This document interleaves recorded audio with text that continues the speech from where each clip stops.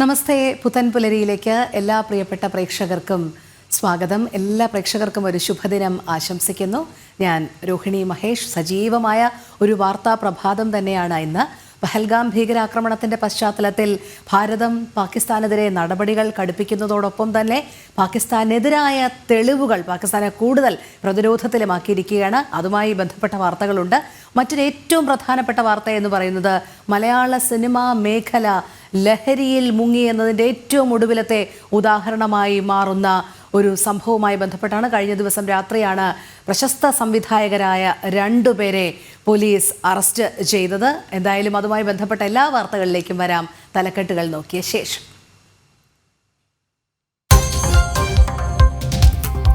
ലഹരിയിൽ മുങ്ങി മലയാള cinema. Hybrid കഞ്ചാവുമായി സംവിധായകരായ ഖാലിദ് റഹ്മാനും അഷ്റഫ് ഹംസയും അറസ്റ്റിൽ. പിടിയിലായത് സമീർ താഹിറിന്റെ കൊച്ചിയിലെ ഫ്ളാറ്റിൽ സ്ഥിരമായി ഉപയോഗിക്കുന്നവരെന്ന എക്സൈസ്. സ്റ്റേഷൻ ജാമ്യത്തിൽ വിട്ട് പോലീസ്.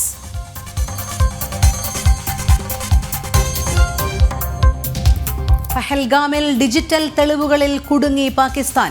പാകിസ്ഥാനെതിരെ നയതന്ത്ര തലതിരിച്ചടി കടുപ്പിച്ച് ഭാരതം. ഝലം നദിയിൽ ജലനിരപ്പ് ഉയർന്നു. പാക് അധിനിവേശ കശ്മീരിൽ ജലാടിയന്തരാവസ്ഥ.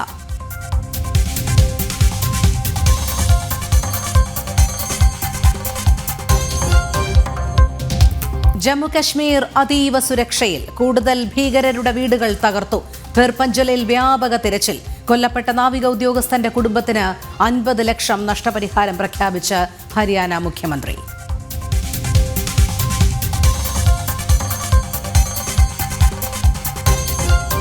പഹൽഗാം ഭീകരാക്രമണത്തിൽ ആന്റണിയുടെ വിവാദ പരാമർശം.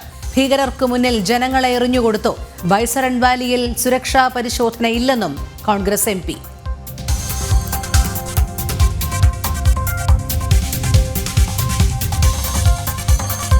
മൻ കി ബാത്ത് 121-ാം പതിപ്പ് ഇന്ന്. പഹൽഗാം ഭീകരാക്രമണ പശ്ചാത്തലത്തിൽ പ്രധാനമന്ത്രിയുടെ വാക്കുകൾക്ക് കാതോർത്ത് രാജ്യം. ഇന്നത്തെ പരിപാടിയിൽ ഝാർഖണ്ഡിലെ നമാൻ കുടുംബത്തിന് പ്രത്യേക സ്ഥാനം.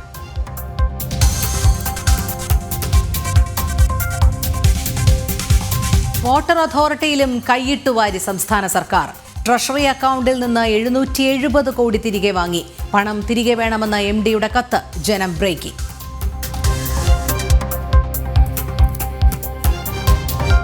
മാസപ്പടി കേസിൽ കൂടുതൽ ചുരുളഴിയുന്നു. SFIO റിപ്പോർട്ടിൽ CMRL KSIDC സാമ്പത്തിക ഇടപാട് വിവരങ്ങളും. സർക്കാർ സ്ഥാപനമായ KSIDCക്ക് ഓഹരിയുള്ള CMRLുമായി മുഖ്യമന്ത്രിയുടെ മകൾ കരാറുണ്ടാക്കിയതെങ്ങനെ? നിയമപ്രശ്നങ്ങൾ ചൂണ്ടിക്കാട്ടി SFIO.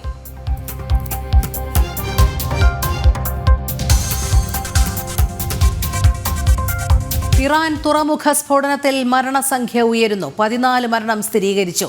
750-ലേറെ പേർക്ക് പരിക്ക്. വൻ സ്ഫോടനം ഇറാന്റെ ഏറ്റവും പ്രധാന വാണിജ്യ തുറമുഖത്ത്.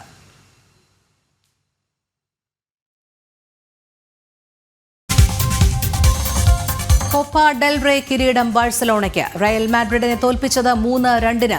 ബാഴ്സയുടെ 32-ാം കിരീട നേട്ടം.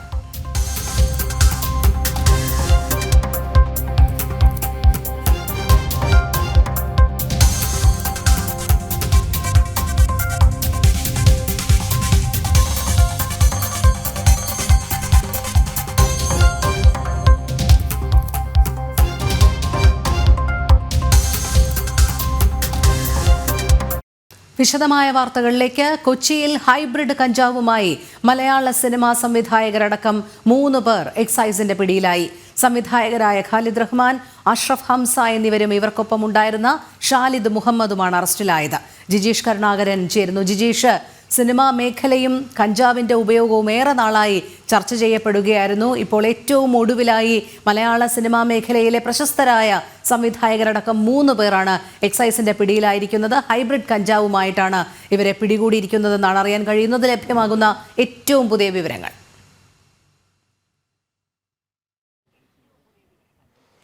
രോഹിണി, 1.6 ഗ്രാം കഞ്ചാവുമായിട്ടാണ് ഇവർ പിടിയിലായത്. രഹസ്യവിവരത്തിന്റെ അടിസ്ഥാനത്തിലായിരുന്നു എക്സൈസിന്റെ നീക്കങ്ങൾ. എക്സൈസ് സംഘത്തിന് ലഭിച്ച രഹസ്യവിവരത്തിന്റെ അടിസ്ഥാനത്തിൽ കഴിഞ്ഞ കുറേ ദിവസങ്ങളായി വിവിധ സിനിമാ മേഖലയിലെ ചില ആളുകൾ നിരീക്ഷണത്തിലാണ്. അങ്ങനെയാണ് ഈ സംവിധായകനുമായി ബന്ധപ്പെട്ടും നിരീക്ഷണം ശക്തമാക്കിയത്. ഖാലിദ് റഹ്മാൻ, അഷ്റഫ് ഹംസ എന്നിവർ അവർ താമസിക്കുന്ന ഫ്ളാറ്റിൽ അവിടെ ലഹരി ഉപയോഗം നടക്കുന്നുണ്ട് എന്ന ഒരു വിവരം അന്വേഷണ സംഘത്തിന് ലഭിക്കുന്നു. തുടർന്ന് എക്സൈസ് സംഘം അവിടെ എത്തി ഇവരെ കൈയോടെ അല്ലെങ്കിൽ ലഹരി കയ്യിൽ ഉള്ള സമയത്ത് തന്നെ പിടികൂടുകയായിരുന്നു എന്ന ഒരു തന്നെയാണ് എക്സൈസ് സംഘം വ്യക്തമാക്കിയിരിക്കുന്നത്. അങ്ങനെ ഈ പ്രധാനപ്പെട്ട തെളിവുകൾ അടക്കമുള്ള വിവരങ്ങളുടെ അടിസ്ഥാനത്തിൽ തന്നെയായിരുന്നു എക്സൈസ് സംഘം അവിടെ ഫ്ളാറ്റിലേക്ക് എത്തുന്നതും പരിശോധന നടത്തുകയും ചെയ്യുന്നത്. ചെറിയ അളവിലാണ് ഹൈബ്രിഡ് കഞ്ചാവ് പിടിച്ചിരിക്കുന്നത് എന്നതിനാൽ 1.6 ഗ്രാം കഞ്ചാവാണ് പിടികൂടിയത്.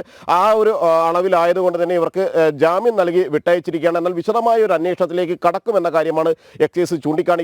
ആരെല്ലാമാണ് ഈ ലഹരി ഇടപാടിന്റെ കണ്ണികളായി മാറിയിട്ടുള്ളത്, കൂടുതൽ ആളുകൾക്ക് ഈ കേസുമായി ബന്ധപ്പെട്ട് പങ്കാളിത്തമുണ്ടോ, ലഹരി പാർട്ടികൾ ഈ ഒരു ഇവിടെ കേന്ദ്രീകരിച്ച് നടന്നിട്ടുണ്ടോ എന്നിവയാണ് അന്വേഷണ സംഘം പരിശോധിക്കുന്നത്. ആ ഫ്ളാറ്റ് കേന്ദ്രീകരിച്ച് ലഹരി ഇടപാടുകൾ നടന്നിട്ടുണ്ടോ എന്ന കാര്യം പരിശോധിക്കുന്നുണ്ട്.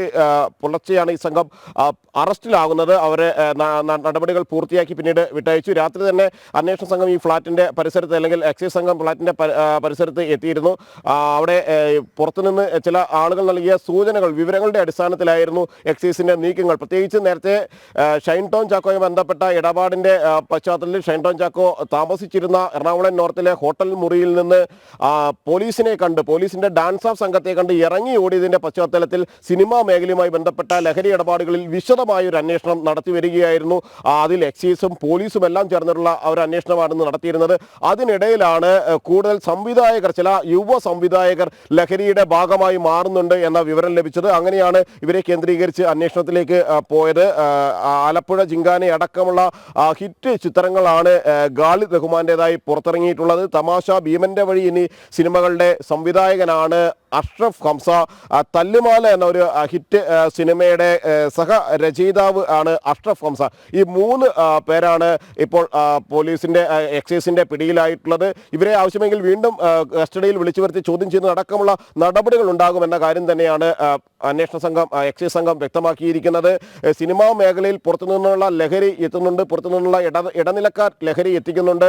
വലിയൊരു വിഭാഗം ആളുകൾ ലഹരിയുടെ ഇടപാടുകാരായി മാറുന്നു എന്നതിന്റെ വിവരങ്ങൾ പുറത്തു വരുമ്പോൾ തന്നെയാണ് 3 സംവിധായകരടക്കം 3 പേർ എക്സൈസിന്റെ പിടിയിലായിരിക്കുന്നതും അവരുടെ കയ്യിൽ നിന്ന് ഹൈബ്രിഡ് കഞ്ചാവ് തന്നെ പിടികൂടുകയും ചെയ്തിരിക്കുന്നത്. അത് മാത്രമല്ല ജിജേഷ്, നമുക്കറിയാം എത്രത്തോളം ഗൗരവതരമായ ഒരു സാഹചര്യത്തിലേക്കാണ് കാര്യങ്ങൾ പോകുന്നത് എന്നുള്ളത്. ആലപ്പുഴയിലെ 2 കോടിയുടെ ഹൈബ്രിഡ് കഞ്ചാവ് പിടിയിലായതുമായി ബന്ധപ്പെട്ട് തസ്ലീമ സുൽത്താന കൃത്യമായി തന്നെ ഈ സിനിമാ മേഖലയിലുള്ളവരുടെ ബന്ധം വ്യക്തമാക്കിയതാണ്. അത് 2 പേരിൽ ഒതുങ്ങുന്നതല്ല എന്നുള്ളത് അന്വേഷണ ഉദ്യോഗസ്ഥർക്കും കൃത്യമായി തന്നെ അറിയാം. ഇത്രയും വലിയ അളവിൽ, ഇത്രയും വലിയ തുകയ്ക്ക് ഒക്കെ കേരളത്തിൽ കഞ്ചാവ് കൈപ്പറ്റുന്നതിനായി ആളുകൾ ഉണ്ട് എങ്കിൽ സാമ്പത്തികമായി ഉന്നതിയിൽ നിൽക്കുന്നവർ തന്നെയായിരിക്കും. എന്തായാലും ഇത്തരത്തിൽ സിനിമാ മേഖല ഒന്നാകെ ഈ കഞ്ചാവ് ഉപയോഗത്തിൻ്റെ, പ്രത്യേകിച്ച് ഹൈബ്രിഡ് കഞ്ചാവ്, രാസലഹരി, ഇങ്ങനെ അതിൻ്റെ വ്യത്യസ്ത തലങ്ങളിലേക്ക് പോകുന്ന അതീവ ഗുരുതരമായ ഒരു സാഹചര്യത്തിലേക്കല്ലേ കടന്നിരിക്കുന്നു. നമുക്കറിയാം ഹേമ കമ്മിറ്റി റിപ്പോർട്ടിന്മേൽ പരാമർശങ്ങൾ ധാരാളം ഉണ്ടായിരുന്നു കഞ്ചാവ് ഉപയോഗവുമായി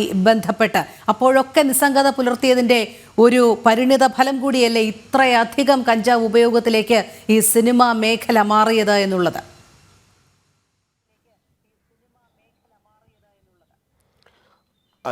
രോഹിണി പറഞ്ഞതുപോലെ തന്നെ സിനിമാ മേഖലയിലെ ലഹരി അത് ഏതാനും വർഷങ്ങളായി തന്നെ അതിൻ്റെ വിവരങ്ങൾ, ഒറ്റപ്പെട്ട വിവരങ്ങൾ പുറത്തു വന്നിരുന്നു. മുമ്പ് മറ്റൊരു നടനുമായി, യുവനടനുമായി ബന്ധപ്പെട്ട ആയിരുന്നു ആ വിവരങ്ങൾ ആദ്യം പുറത്തു വന്നിരുന്നത്.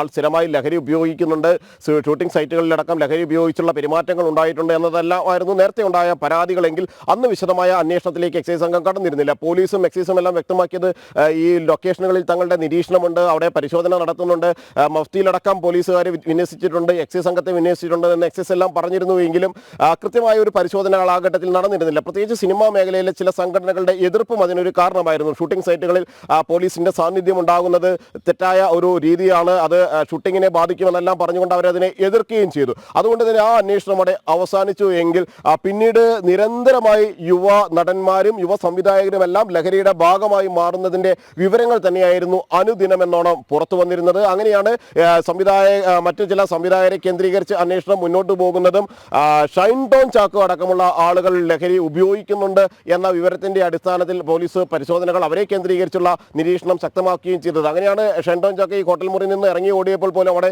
ഷൈൻ ടോം ചാക്കയുടെ സാന്നിധ്യമുണ്ട്, റൂമിൽ താമസിക്കുന്നുണ്ട് എന്ന് അറിഞ്ഞതോടുകൂടി തന്നെ ലഹരി ഉപയോഗിക്കുന്ന ആളാണ്, ഒരുപക്ഷെ ഇയാൾക്ക് ലഹരി എത്തിക്കുന്നതിന് വേണ്ടിയായിരിക്കും ഇടനിലക്കാരൻ എത്തിയത് എന്ന സംശയത്തിൽ ഷൈൻ ടോമിന്റെ മുറിയിലേക്ക് ഡാൻസർ സംഘം പോവുകയും എല്ലാം തന്നെ ചെയ്യുന്നതും അയാൾ അവിടെ നിന്ന് ഇറങ്ങി പുറത്തേക്ക് ചാടി ഓടുന്ന ഒരു സ്ഥിതിവിശേഷം ഉണ്ടാവുകയും ചെയ്തത്.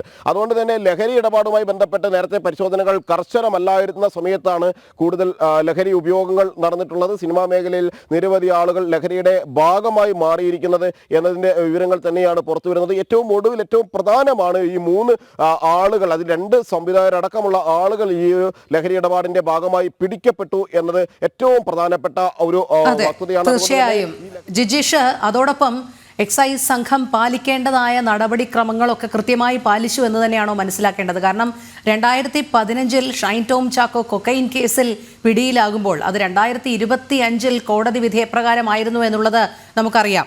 ഹൈക്കോടതി കുറ്റവിമുക്തനാക്കിക്കൊണ്ട് പക്ഷേ കടുത്ത ഭാഷയിൽ തന്നെ പോലീസിനെതിരെ വിമർശിക്കുന്നത് കണ്ടതാണ്. തെളിവുകളുടെ അഭാവം, ശരീരപരിശോധനയടക്കം വൈദ്യപരിശോധനയടക്കം നടത്താത്തതിലെ അപാകത, ഇതെല്ലാം ചൂണ്ടിക്കാണിച്ചതാണ്. പലപ്പോഴും ഈ കഞ്ചാവ് കേസുകളിലെ പ്രതികൾ കോടതിയിലെത്തുമ്പോൾ രക്ഷപ്പെടുന്നത് കഞ്ചാവ് കൈവശം വച്ചിരിക്കുന്ന അളവ് ഒരു പരിധിയിൽ കൂടുതലല്ല, നിയമപരമായി വ്യവസ്ഥ ചെയ്യുന്ന പരിധിയിലും അപ്പുറമല്ല എന്നുള്ളതും പലപ്പോഴും വൈദ്യപരിശോധന അടക്കമുള്ളത് കാര്യത്തിൽ പോലീസ് ഒരു തുടർ നടപടിക്രമം പാലിക്കാതെ ഇവരുടെ രക്തത്തിൽ ഉൾപ്പെടെ കഞ്ചാവ് ഉപയോഗിച്ചിരുന്ന അല്ലെങ്കിൽ എത്തരത്തിലുള്ള ലഹരിയും ഉപയോഗിച്ചതായുള്ള തെളിവുകൾ ശേഖരിക്കാൻ സാധിക്കാത്തത് കൊണ്ടാണ്. അതുകൊണ്ട് ഇവർ സമൂഹത്തിൽ ഉന്നതിയിൽ നിൽക്കുന്നവരാണ്. 3 വളരെ പ്രശസ്തരായ 2 സിനിമാ സംവിധായകരാണ്. അതുകൊണ്ട് തന്നെ പോലീസ് പാലിക്കേണ്ടതായ നടപടിക്രമങ്ങളൊക്കെ പാലിച്ചു എന്ന് തന്നെയല്ലേ മനസ്സിലാക്കേണ്ടത്?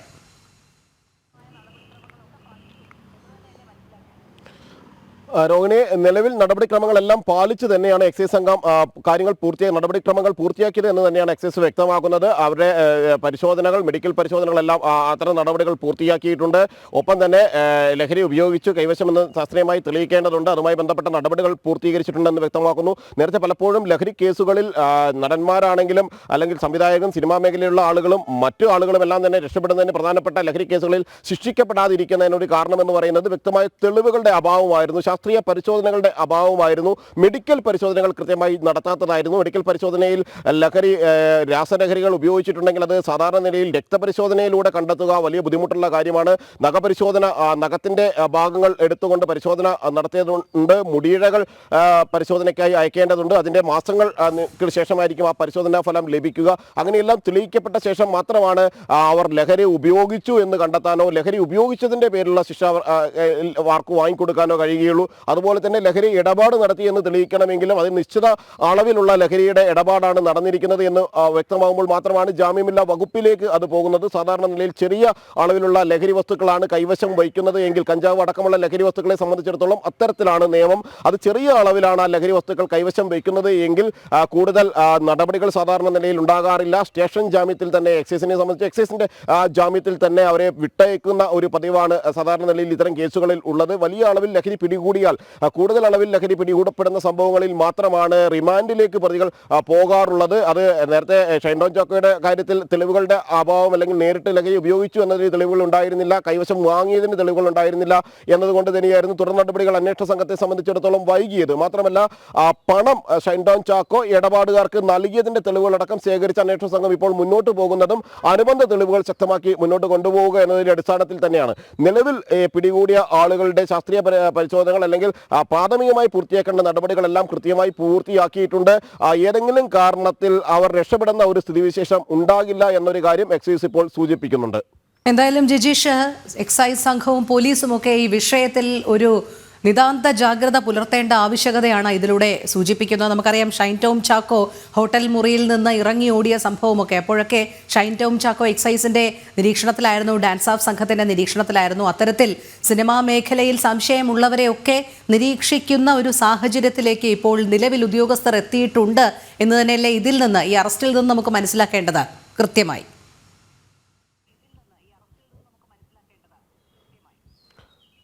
രോഹിണി, നിരവധി ആളുകൾ ഇപ്പോൾ നിരീക്ഷണത്തിലാണ്. ഈ ആളുകളുമായി ബന്ധപ്പെട്ട ആളുകൾ അവരെ കേന്ദ്രീകരിച്ച്, കാരണം ലഹരി സ്ഥിരമായി ഉപയോഗിക്കുന്ന യുവ നടന്മാരെയും സംവിധായകരും ഒരുപാട് പേരുണ്ട് എന്നത് ഷൈൻ ടോം ചാക്കോ തന്നെ മൊഴി നൽകിയിട്ടുണ്ട്. താൻ മാത്രമല്ല ഈ ലഹരിയുടെ ഭാഗമെന്ന് പറഞ്ഞുകൊണ്ടാണ് ഷൈൻ ടോം ചാക്കോ എണ്ണി ഓരോ ആളുകളുടെയും പേരുകൾ അന്വേഷണ സംഘത്തിന് മുന്നിൽ നൽകിയത്, പോലീസിന് മുന്നിൽ ചോദ്യം ചെയ്യലിൽ നൽകിയത്. മറ്റു നിരവധി ആളുകളുണ്ട് എന്ന് പറഞ്ഞു. നേരത്തെയും മറ്റു ചില ലഹരി കേസുകളുമായി ബന്ധപ്പെട്ട് ചില നടന്മാരെ ചോദ്യം ചെയ്തപ്പോൾ അവരും വ്യക്തമാക്കിയത് അറിയപ്പെടുന്ന പല നടന്മാർ പോലും ഈ ലഹരി ഇടപാടുകളുടെ ഭാഗമായി മാറിയിട്ടുണ്ട് എന്ന കാര്യം അവർ ചൂണ്ടിക്കാണിച്ചു. കഴിഞ്ഞ ദിവസം ആലപ്പുഴയിൽ പിടിയിലായ ലഹരി ഇടപാടിന്റെ മുഖ്യ ഇടനിലക്കാരി പറഞ്ഞിരിക്കുന്നതും തനിക്ക് നിരവധി നടന്മാരുമായി അടുത്ത ബന്ധമുണ്ട് എന്ന കാര്യം സൂചിപ്പിച്ചിരുന്നു. അടുത്ത സൗഹൃദമുണ്ട്, നിരന്തരമായി വിളിക്കാറുണ്ട് എന്നത്. അത് സംബന്ധിച്ച് വിശദമായ ഒരു അന്വേഷണമാണ് അവിടെ എക്സൈസ് സംഘം നടത്തുകയും ചെയ്യുന്നത്. കാരണം അതിൽ ലഹരി ഇടപാടുകൾ നടന്നിട്ടുണ്ടോ, ലഹരി കൈമാറ്റം ചെയ്തിട്ടുണ്ടോ എന്നിവയെല്ലാം തന്നെ പരിശോധിക്കുന്നുണ്ട്. അങ്ങനെ നിലവിൽ നിരീക്ഷണത്തിലുള്ള താരങ്ങളെ കേന്ദ്രീകരിച്ച് തന്നെ അന്വേഷണം മുന്നോട്ട് പോകുന്നുണ്ട്. അവർക്ക് ലഹരി എത്തിച്ച ആളുകളുടെ വഴി അടക്കുക എന്നത് തന്നെയാണ് ഏറ്റവും പ്രധാനമായിട്ടുള്ളത്. ആ ലഹരി എത്തിച്ച ആളുകളെ കേന്ദ്രീകരിച്ചും ലഹരിയുടെ ഇടപാടുകാരായ മാറിയ ആളുകളെയും എല്ലാം തന്നെ കേന്ദ്രീകരിച്ച് വിശദമായ ഒരു അന്വേഷണം തന്നെയാണ് നടത്തുന്നത്. നേരത്തെ രോഹിണി പറഞ്ഞതുപോലെ നിരവധി ആളുകൾ, ലഹരി ഉപയോഗിക്കുന്ന ആളുകളുടെ ഒരു പട്ടിക തന്നെ തയ്യാറാക്കി അന്വേഷണ സംഘം മുന്നോട്ട് പോകുന്നു. അവരെക്കുറിച്ചുള്ള കൃത്യമായ വിവരങ്ങൾ ലഭിച്ചു എന്ന് തന്നെയാണ് രണ്ട് പ്രധാനപ്പെട്ട അന്വേഷണ വിഭാഗങ്ങളും പോലീസും എക്സൈസും വ്യക്തമാക്കിയിരിക്കുന്നത്. ഇവരുടെ പട്ടിക തയ്യാറാക്കിയിട്ടുണ്ട്. മറ്റു ആളുകളുടെ മൊഴികളുടെ അടിസ്ഥാനത്തിലാണ്. അവരെല്ലാവരും തന്നെ നിരന്തരമായ നിരീക്ഷണത്തിലാണ്. ഇതിനപ്പുറമുള്ള ആളുകളുണ്ട് എങ്കിൽ അവരിലേക്ക് കൂടി നീളുന്ന ഒരു അന്വേഷണമായിരിക്കും നടക്കുക എന്ന കാര്യം കൂടി എക്സൈസ് വ്യക്തമാക്കുന്നുണ്ട്. ശരി ജിജീഷ്, എന്തായാലും അങ്ങേറ്റം ഞെട്ടിപ്പിക്കുന്ന വാർത്ത തന്നെയാണ് സിനിമാ മേഖലയിൽ നിന്നും വരുന്നത്. കൊച്ചിയിൽ ഹൈബ്രിഡ് കഞ്ചാവുമായി മലയാള സിനിമാ സംവിധായകരടക്കം 3 പേരാണ് എക്സൈസിന്റെ പിടിയിലായത്. സംവിധായകരായ ഖാലിദ് റഹ്മാൻ, അഷ്റഫ് ഹംസ എന്നിവരും ഇവർക്കൊപ്പം ഉണ്ടായിരുന്ന ഷാലിഹ് മുഹമ്മദുമാണ് അറസ്റ്റിലായത്. ജിജീഷ് കരുണാകരനാണ് വിശദമായ വിവരങ്ങൾ നൽകിയത്.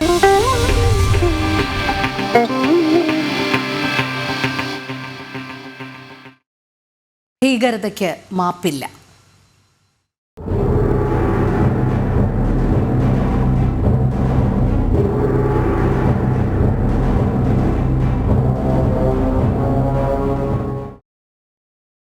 പഹൽഗാമിൽ 26 പേരെ കൊലപ്പെടുത്തിയ ഭീകരർക്കായി തിരച്ചിൽ ഊർജിതം. ജമ്മു കാശ്മീരിലെ 800 കിലോമീറ്റർ വരുന്ന വനമേഖലയിൽ വിവിധ ഗ്രൂപ്പുകളായി തിരിഞ്ഞാണ് അന്വേഷണം നടക്കുന്നത്. നിലവിൽ നാട്ടുകാരായ 150 പേരെ കസ്റ്റഡിയിലെടുത്ത് വിവിധ ഏജൻസികൾ ചോദ്യം ചെയ്തു വരികയാണ്. എസ് നന്ദഗോപൻ ചേരുന്നു ഏറ്റവും പുതിയ വിവരങ്ങളുമായി. നന്ദൻ, ഈ ഭീകരർക്കായുള്ള തിരച്ചിൽ അങ്ങേറ്റം ഊർജിതമായി തന്നെ മുന്നേറുകയാണ്. ഏതൊക്കെ രീതിയിലാണ് നിലവിൽ ഇപ്പോൾ ഈ തിരച്ചിൽ പുരോഗമിക്കുന്നത്?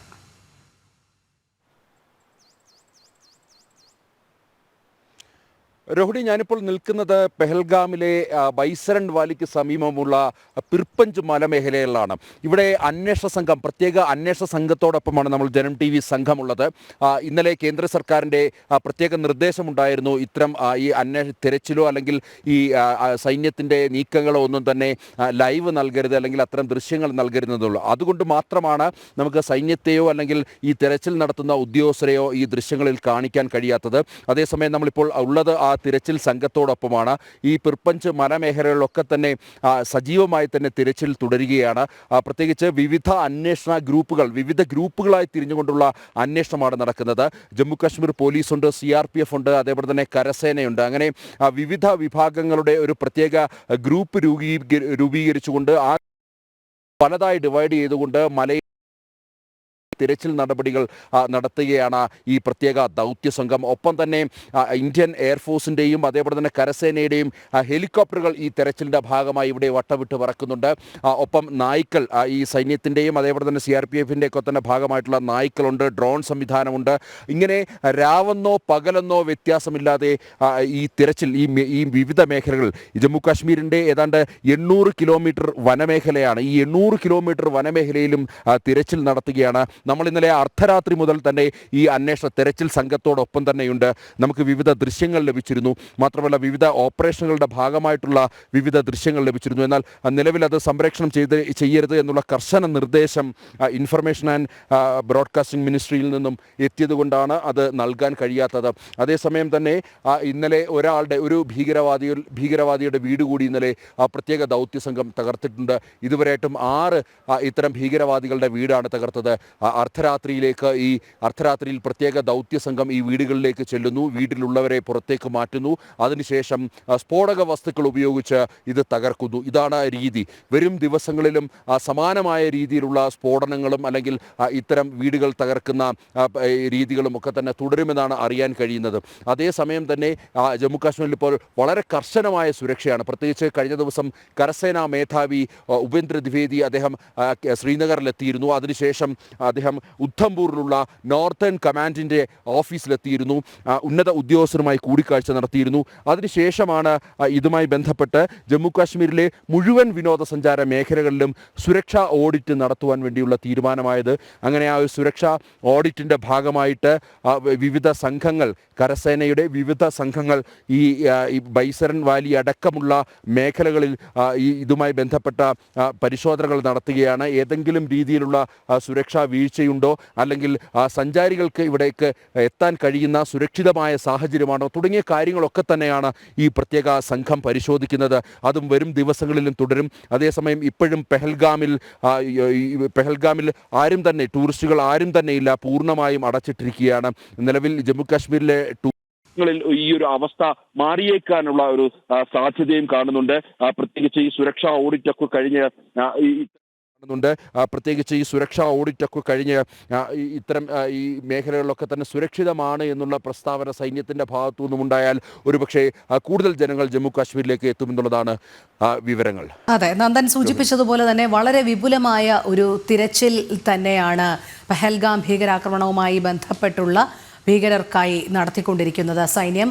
അത് മാത്രമല്ല, പ്രാദേശിക സഹായം ലഭിച്ചിട്ടുണ്ടോ എന്നറിയാൻ വേണ്ടി ഏകദേശം 150ഓളം പേരെ, നാട്ടുകാരായ 150ഓളം പേരെ കസ്റ്റഡിയിലെടുത്ത് വിവിധ ഏജൻസികൾ ചോദ്യം ചെയ്യുന്നുണ്ട് എന്നുള്ളതും അറിയാൻ കഴിയുന്നുണ്ടല്ലോ. എന്തായാലും വളരെ വിശദമായ അല്ലെങ്കിൽ വളരെ വിദഗ്ധമായി തന്നെ സൈന്യത്തിൻ്റെയും കേന്ദ്ര ഏജൻസികളുടെയും ഭാഗത്ത് നിന്ന് ഇതിൽ ആരൊക്കെയാണോ ഉൾപ്പെട്ടിട്ടുള്ളത് അവരെ മുഴുവൻ പിടികൂടുക. പ്രധാനമന്ത്രിയുടെ വാക്കുകൾ അങ്ങനെയാണ്. തിരഞ്ഞു പിടിച്ച് ഭൂമിയുടെ ഏത് കോണിലായാലും കൃത്യമായി ആ ഭീകരനെ കണ്ടെത്തിയിരിക്കും എന്നുള്ളത്.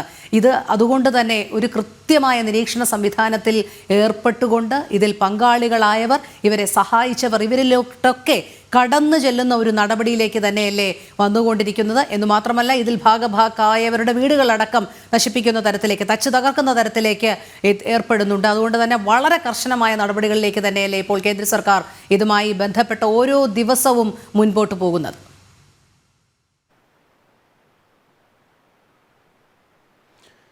രോഹിണി സൂചിപ്പിച്ച പോലെ ഇതിനോടകം തന്നെ 150 പേർ കസ്റ്റഡിയിലുണ്ട്. അവരെ വിശദമായി തന്നെ ചോദ്യം ചെയ്തു വരികയാണ്.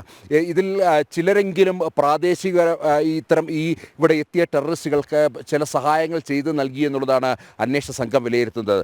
ഇവരെ പ്രത്യേക സംഘമാണ് ചോദ്യം ചെയ്തത്. ആ സംഘത്തിൽ NIA ഉണ്ട്, അതേപോലെ തന്നെ CRPFൻ്റെ സംഘമുണ്ട്, ഒപ്പം തന്നെ ജമ്മു കാശ്മീർ പോലീസുണ്ട്, ഒപ്പം റോയുടെ സംഘവും ഉൾപ്പെടുന്ന പ്രത്യേക ദൗത്യ സംഘമാണ് ഇവരെ ചോദ്യം ചെയ്യുന്നത്. മാത്രമല്ല ഓരോ ദിവസവും ഇവിടുത്തെ വിവിധ ഭാഗങ്ങളായി തിരിച്ച് ഈ പ്രദേശത്തുള്ളവരെ കൃത്യമായി ഇവിടുത്തെ പോലീസ് സ്റ്റേഷനിലേക്ക്, പെഹൽഗാം പോലീസ് സ്റ്റേഷനിലേക്ക് എത്തിച്ച് ചോദ്യം ചെയ്യലിന് വിധേയമാക്കുകയാണ്. 15 കുതിരക്കാർ, ആ 15 കുതിരക്കാർ അവരെയും കൃത്യമായി തന്നെ ചോദ്യം ചെയ്യുന്നുണ്ട്. കാര്യം ഈ ഒരു സമയത്ത് അവിടെ ഉണ്ടായിരുന്നത് 15 ഈ കുതിരക്കാരാണ് എന്നുള്ളതാണ് ലഭ്യമായ വിവരം. അതനുസരിച്ച് ഈ കുതിരക്കാരെ കഴിഞ്ഞ 3 ദിവസമായിട്ട് തുടർച്ചയായിട്ട് എല്ലാ ദിവസവും അവരെ ചോദ്യം ചെയ്യുന്നു, വിട്ടയക്കുന്നു, വീണ്ടും അവരെ സ്റ്റേഷനിലേക്ക് വിളിച്ചു വരുത്തുകയാണ്. അതേപോലെ തന്നെ ഈ പ്രദേശത്ത് ഈ പെഹൽഗാം മേഖലയിൽ ചില താമസക്കാരുണ്ട്, അവരോടും സ്ത്രീകളടക്കമുള്ളവരെ അവരെയും ചോദ്യം ചെയ്യുന്നുണ്ട്, അവരോടും സ്റ്റേഷനിൽ വരാൻ വേണ്ടി ആവശ്യപ്പെടുന്നുണ്ട്. ചോദ്യം ചെയ്യലിന് ശേഷം അവരെ വിട്ടയക്കുകയാണ്. അങ്ങനെ ഒരു പതിവ് രീതിയിൽ അല്ലെങ്കിൽ സ്ഥിരമായി ഇങ്ങനെ ചോദ്യം ചെയ്തു വരുന്ന ഒരു സാഹചര്യമാണ്. പ്രത്യേകിച്ച് ഈ ഭീകരർക്ക് പ്രാദേശിക സഹായം ലഭിച്ചു എന്നുള്ള കാര്യം ആർക്കും ഒരു തർക്കവുമില്ല. കാര്യം അങ്ങനെ പ്രാദേശിക സഹായം ലഭിക്കാതെ അവർക്ക് ഇവിടേക്ക് വരാൻ കഴിയില്ല. ഈ പെഹൽഗാമിലേക്ക്, ഈ ബൈസരൻ വാലിയിലേക്ക് കടന്നെത്താൻ പ്രാദേശിക സഹായമില്ലാതെ ആർക്കും കഴിയില്ല എന്നുള്ളതാണ് യാഥാർത്ഥ്യം. അതുകൊണ്ടാണ് ഈ പ്രദേശത്ത് ചോദ്യം ചെയ്യലിനെ വേണ്ടി എടുത്തിരിക്കുന്നത്. ഏതായാലും വലിയ രീതിയിലുള്ള ഈ ഒരു പ്രക്രിയ, അതായത് ചോദ്യം ചെയ്യൽ, അന്വേഷണ പ്രക്രിയ നടക്കുകയാണ്. അനന്തനാഗ് അഡീഷണൽ ASPക്കാണ് ഇതിൻ്റെ അന്വേഷണ ചുമതല. ഇതിനോടകം നേരത്തെ സൂചിപ്പിച്ച പോലെ 150 പേരെ കസ്റ്റഡിയിൽ നിലവിൽ അവർ ഉണ്ട് എന്നുള്ളതാണ്. മാത്രമല്ല മറ്റ് മേഖലകളിൽ നിന്നും, ഈ പെഹൽഗാവിൽ നിന്ന് മാത്രമല്ല, ഈ കശ്മീരിൻ്റെ മറ്റ് മേഖലകളിൽ നിന്നും ചിലരെ കസ്റ്റഡിയിൽ എടുത്തിട്ടുണ്ട് എന്നുള്ളതാണ് അറിയാൻ കഴിയുന്നത്. കഴിഞ്ഞ ദിവസം ഈ പ്രാദേശിക സഹായം നൽകിയ 2 പേരുടെ അറസ്റ്റ് രേഖപ്പെടുത്തിയിരുന്നു. ഈ അറസ്റ്റ് കൂടുതൽ പേരെ അറസ്റ്റിലേക്ക് കടക്കുമെന്നുള്ളതാണ് അറിയാൻ കഴിയുന്നത്. കാര്യം ഇതിനോടകം ചില ഡിജിറ്റൽ തെളിവുകൾ ലഭിച്ചു കഴിഞ്ഞു. അന്ന് അവിടെ ഉണ്ടായിരുന്നവർ ചിത്രീകരിച്ച മൊബൈൽ ദൃശ്യങ്ങൾ കൃത്യമായി തന്നെ പരിശോധിക്കുന്നുണ്ട്. ആ മൊബൈൽ ദൃശ്യങ്ങൾ സാങ്കേതിക വിദ്യയുടെ സഹായത്തോടു കൂടി തന്നെ അത് പരിശോധിക്കപ്പെടുകയാണ്. ഇവർക്ക് ഏത് രീതിയിലാണ് സഹായം ലഭിച്ചത് തുടങ്ങിയ കാര്യങ്ങളൊക്കെ തന്നെ ഇതിലൂടെ കണ്ടെത്താൻ കഴിയുമെന്നുള്ളതാണ്. അത്തരം പരിശോധനകളും ഈ സാങ്കേതിക വിദഗ്ധരുടെ ഭാഗത്തുനിന്ന് ഒരു കൂടുതൽ നടക്കുന്നു എന്നുള്ളതാണ്. ഏതായാലും ഇതുമായി ബന്ധപ്പെട്ട് ഒരാളെയും വെറുതെ വിടാൻ ഭാരതം ഉദ്ദേശിക്കുന്നില്ല എന്നുള്ളതാണ് യാഥാർത്ഥ്യം. അതുകൊണ്ടാണ് ഓരോ രാത്രിയിലും ഭീകരന്മാരുടെ വീടുകൾ ഇങ്ങനെ തകർത്തുകൊണ്ടിരിക്കുന്നത്. ജെയ്ഷ മുഹമ്മദ് ഭീകരന്റെ വീടുകൾ ആദ്യ ദിവസം 2 പേരുടെ വീടുകൾ തകർത്തിരുന്നു. അതേപോലെ തന്നെ 2ാം ദിവസം 3 പേരുടെ വീട് തകർത്തിരുന്നു. ഇന്നലെ പുലർച്ചെ ഒരാളുടെ വീട് തകർത്തിരുന്നു. അങ്ങനെ മുഴുവൻ ഇപ്പോൾ 6 ഭീകരരുടെ വീടുകളാണ് തകർത്തിരിക്കുന്നത്. ഇനി വരും രാത്രികളിലും സമാനമായ രീതിയിലുള്ള ഓപ്പറേഷനുകൾ ഉണ്ടാകുമെന്നുള്ളതാണ് ലഭ്യമായ വിവരം. അതിനൊക്കെ അപ്പുറത്തേക്ക് അന്വേഷണം ഇപ്പോൾ കൂടുതൽ ഊർജിതമാക്കിയത് കൊണ്ട് തന്നെ ഇതുമായി ബന്ധപ്പെട്ട് കൂടുതൽ വിശദാംശങ്ങൾ ഈ അന്വേഷണ സംഘത്തിന് ലഭിച്ചു എന്നുള്ളതാണ്. അത് പുറത്തുവിടാൻ അവർ ഒരു കാരണവശാലും തന്നെയുള്ള ഇപ്പം ഈ തെരച്ചിൽ സംഘത്തോടൊപ്പം നടക്കുമ്പോൾ നമുക്ക് ലഭ്യമാകുന്ന ചില ഉന്നത ഉദ്യോഗസ്ഥർ നൽകുന്ന സൂചനകൾ പ്രകാരം ഇതുമായി ബന്ധപ്പെട്ട് ഈ അക്രമം നടത്തിയവരെ സഹായിച്ച ഒരു 3 പേർ കൂടി കസ്റ്റഡിയിലുണ്ട്. ഇന്ന് തന്നെ രേഖപ്പെടുത്തുമെന്നുള്ളതാണ് അറിയാൻ കഴിയുന്നത്. ശരി നന്ദൻ. പഹൽഗാമിൽ 26 പേരെ കൊലപ്പെടുത്തിയ ഭീകരർക്കായി തിരച്ചിൽ ഊർജിതം. ജമ്മു കാശ്മീരിലെ 800 കിലോമീറ്റർ വരുന്ന വനമേഖലയിൽ വിവിധ ഗ്രൂപ്പുകളായി തിരിഞ്ഞാണ് അന്വേഷണം നടക്കുന്നത്. നിലവിൽ നാട്ടുകാരായ 150 പേരെ കസ്റ്റഡിയിലെടുത്ത് വിവിധ ഏജൻസികൾ ചോദ്യം ചെയ്ത് വരികയാണ്. എസ് നന്ദഗോപനാണ് ബൈസരൻ വാലി പ്രദേശത്തു നിന്നും വിവരങ്ങൾ നൽകിയത്. പഹൽഗാം ഭീകരാക്രമണത്തിന് പിന്നാലെ കേരളത്തിൽ തങ്ങുന്ന പാക് പൗരന്മാരെ നിരീക്ഷിച്ച് സംസ്ഥാന പോലീസ് 102 പാകിസ്ഥാൻ പൗരന്മാരോട് തിരികെ മടങ്ങാൻ നിർദ്ദേശം നൽകിയിട്ടും കേരളത്തിൽ തുടരുന്നവരെയാണ് പ്രത്യേകം നിരീക്ഷിക്കുന്നത്. പാക് പൗരന്മാർക്ക് നൽകിയ വീസകളുടെ കാലാവധി ഇന്ന് അവസാനിക്കുന്ന പശ്ചാത്തലത്തിൽ കേന്ദ്ര ആഭ്യന്തര മന്ത്രാലയത്തിന്റെ നിർദ്ദേശത്തിൽ പരിശോധനയും ഊർജിതമാക്കും. അഖിൽ പാലോട്ട് മഠം ചേരുന്നു. അഖിൽ, പഹൽഗാം ഭീകരാക്രമണത്തിന്റെ പശ്ചാത്തലത്തിൽ ഭാരതത്തിലെ പാക് പൗരന്മാരോട് തിരികെ മടങ്ങണം എന്ന് പറഞ്ഞിരുന്നു. കേരളത്തിൽ ഒരു 102ഓളം പാക് പൗരന്മാർ നിലവിലുണ്ട് എന്നാണ് കണക്കുകൾ പറയുന്നത്. എന്തായാലും ഇവരെ കർശനമായി തന്നെ നിരീക്ഷിക്കുന്നുണ്ടോ പോലീസ് സംവിധാനം?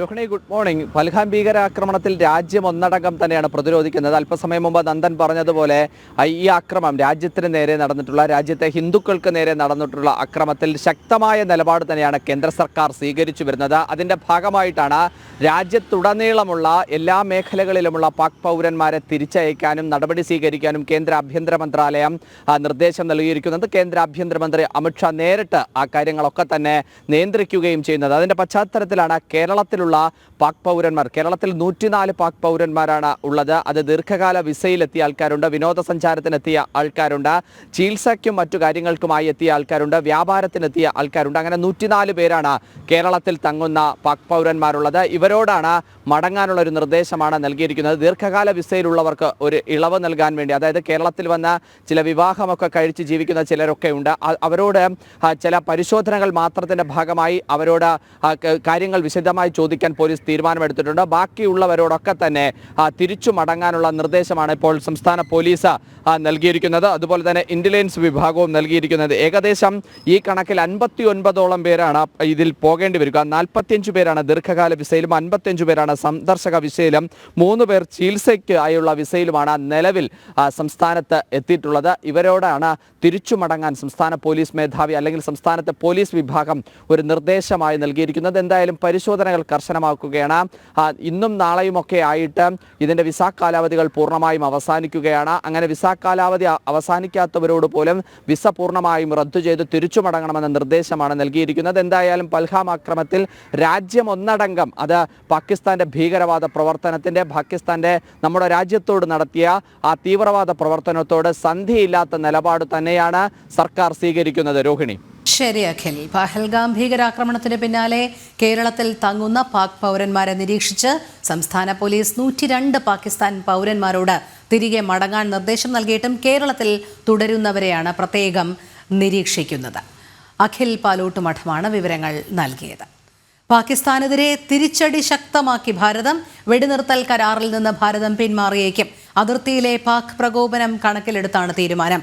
2021 ഫെബ്രുവരിയിലാണ് ഇരു രാജ്യങ്ങളും വെടിനിർത്തൽ കരാറിന് ധാരണയായത്. അതേസമയം പാക് പൗരന്മാർ ഇന്ന് രാജ്യം വിടണം. വിസ കാലാവധി ഇന്ന് അവസാനിക്കും. മെഡിക്കൽ വിസ ഉള്ളവർക്ക് ചൊവ്വാഴ്ച വരെ തുടരാം. ഗൗതം അനന്തനാരായണൻ ചേരുന്നു. ഗൗതം, പെഹൽഗാം ഭീകരാക്രമണത്തിന്റെ പശ്ചാത്തലത്തിൽ കേന്ദ്ര സർക്കാർ കടുത്ത നടപടികളിലേക്ക് കടക്കുമ്പോൾ ആദ്യം അത് നയതന്ത്ര രീതിയിലായിരുന്നു. എന്തായാലും വെടിനിർത്തൽ കരാറിൽ നിന്ന് ഭാരതം പിന്മാറിയേക്കുമെന്നുള്ള സൂചനകൾ വരുന്നുണ്ട്. പാകിസ്ഥാനെതിരെ തിരിച്ചടി ശക്തമാക്കാൻ ഒരുങ്ങുമ്പോൾ എന്തെല്ലാം മാർഗങ്ങളാണ് ആദ്യഘട്ടത്തിൽ ഭാരതം പ്രയോഗിക്കുക?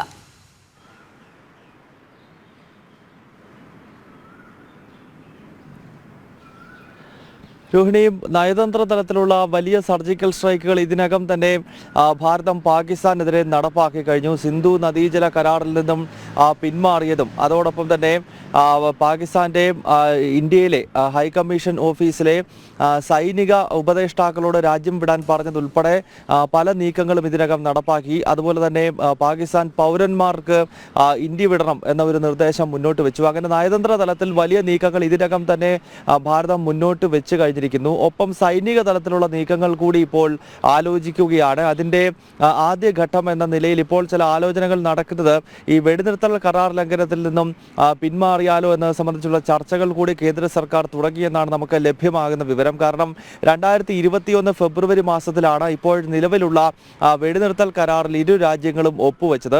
അതിനുശേഷം പൊതുവെ അതിർത്തി സമാധാനപരമായിരുന്നു. പലപ്പോഴും നുഴഞ്ഞുകയറ്റം പാകിസ്ഥാൻ ഭീകരർ നടത്തി പ്രശ്നങ്ങൾ സൃഷ്ടിക്കാൻ ശ്രമിച്ചുവെങ്കിലും ഇരു രാജ്യങ്ങളുടെയും സൈന്യം തമ്മിൽ പരസ്പരം വെടിയുതിർക്കുന്നത് പൊതുവെ കുറവായിരുന്നു. സീസ്ഫയർ വയലേഷൻ 2022, 23, 24 വർഷങ്ങളിൽ പൊതുവെ അങ്ങനെ ഉണ്ടായിട്ടില്ല. ചില ഒറ്റപ്പെട്ട സംഭവങ്ങൾ മാത്രമേ ചൂണ്ടിക്കാണിക്കാൻ സാധിക്കത്തുള്ളൂ. പക്ഷേ ഈ വർഷം തുടക്കം മുതൽ തന്നെ പാകിസ്ഥാൻ പലതവണ അതിർത്തിയിൽ പ്രകോപനം സൃഷ്ടിക്കുകയായിരുന്നു. ഏറ്റവും ഒടുവിൽ ഈ പെഹൽഗാമിലെ ഭീകരാക്രമണത്തിന് ശേഷവും 2 രാത്രികളിൽ 22-ാം തീയതി വൈകുന്നേരമാണ് ഈ ഭീകരാക്രമണം പെഹൽഗാമിൽ ഉണ്ടാകുന്നതെങ്കിൽ പിന്നീട് 23-ാം തീയതി അർദ്ധരാത്രിയിലും 24-ാം തീയതി അർദ്ധരാത്രിയിലും പാകിസ്ഥാൻ അതിർത്തിയുടെ വിവിധ ഭാഗങ്ങളിലായി വെടിനിർത്തൽ കരാർ ലംഘനം നടത്തി, ഷെല്ലാക്രമണം നടത്തി. പിന്നീട് ശക്തമായ തിരിച്ചടി BSFന്റെ ഭാഗത്ത് നിന്ന് ഉണ്ടാവുകയായിരുന്നു.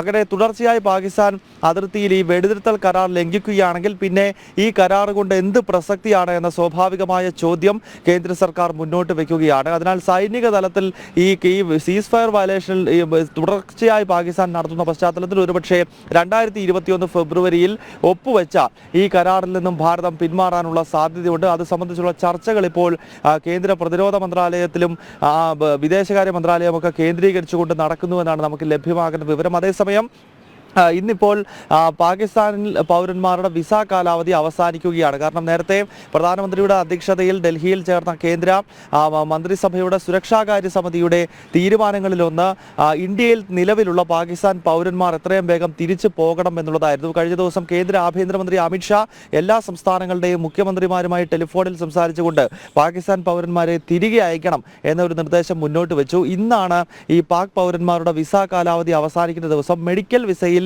ഇന്ത്യയിലേക്ക് എത്തിയ പാകിസ്ഥാൻ പൗരന്മാർക്ക് മാത്രം ചൊവ്വാഴ്ച വരെ തുടരാം. അത് കഴിഞ്ഞാൽ അവരും രാജ്യം വിടണമെന്നതാണ് സർക്കാർ നൽകിയിട്ടുള്ള നിർദ്ദേശം. എന്തായാലും ഇന്നത്തെ ദിവസത്തോടുകൂടി സാധാരണ വിസയിൽ ഇന്ത്യയിലേക്ക് എത്തിയ പാക് പൗരന്മാർ ഇനിയും ഇവിടെ തുടരുകയാണെങ്കിൽ ഇന്ന് രാത്രി 12 മണിക്ക് ശേഷം തുടർന്നാൽ അത് അനധികൃതമായി തുടരുകയാകും. പിന്നീട് അവരെ അറസ്റ്റ് ചെയ്യുന്നത് ഉൾപ്പെടെയുള്ള നടപടികളിലേക്ക് വിവിധ സംസ്ഥാനങ്ങൾക്ക് കടക്കേണ്ടി വരും. രോഹിണി, ശരി. എന്തായാലും ഗൗതം, പാക് പ്രകോപനം ഒരു ഭാഗത്ത് ഇങ്ങനെ തുടരുന്നുണ്ട് എന്നുള്ളതാണ്. പലതരത്തിലുള്ള പ്രസ്താവനകളൊക്കെ ആദ്യം നടത്തിയെങ്കിലും പാകിസ്ഥാൻ ഭയചകിതരാണ് എന്നുള്ള കാര്യത്തിൽ സംശയമില്ല. കാരണം ഭാരതം അത്തരം കടുത്ത നിലപാടുകളിലേക്ക് നീങ്ങുന്നത് അവർക്കറിയാം.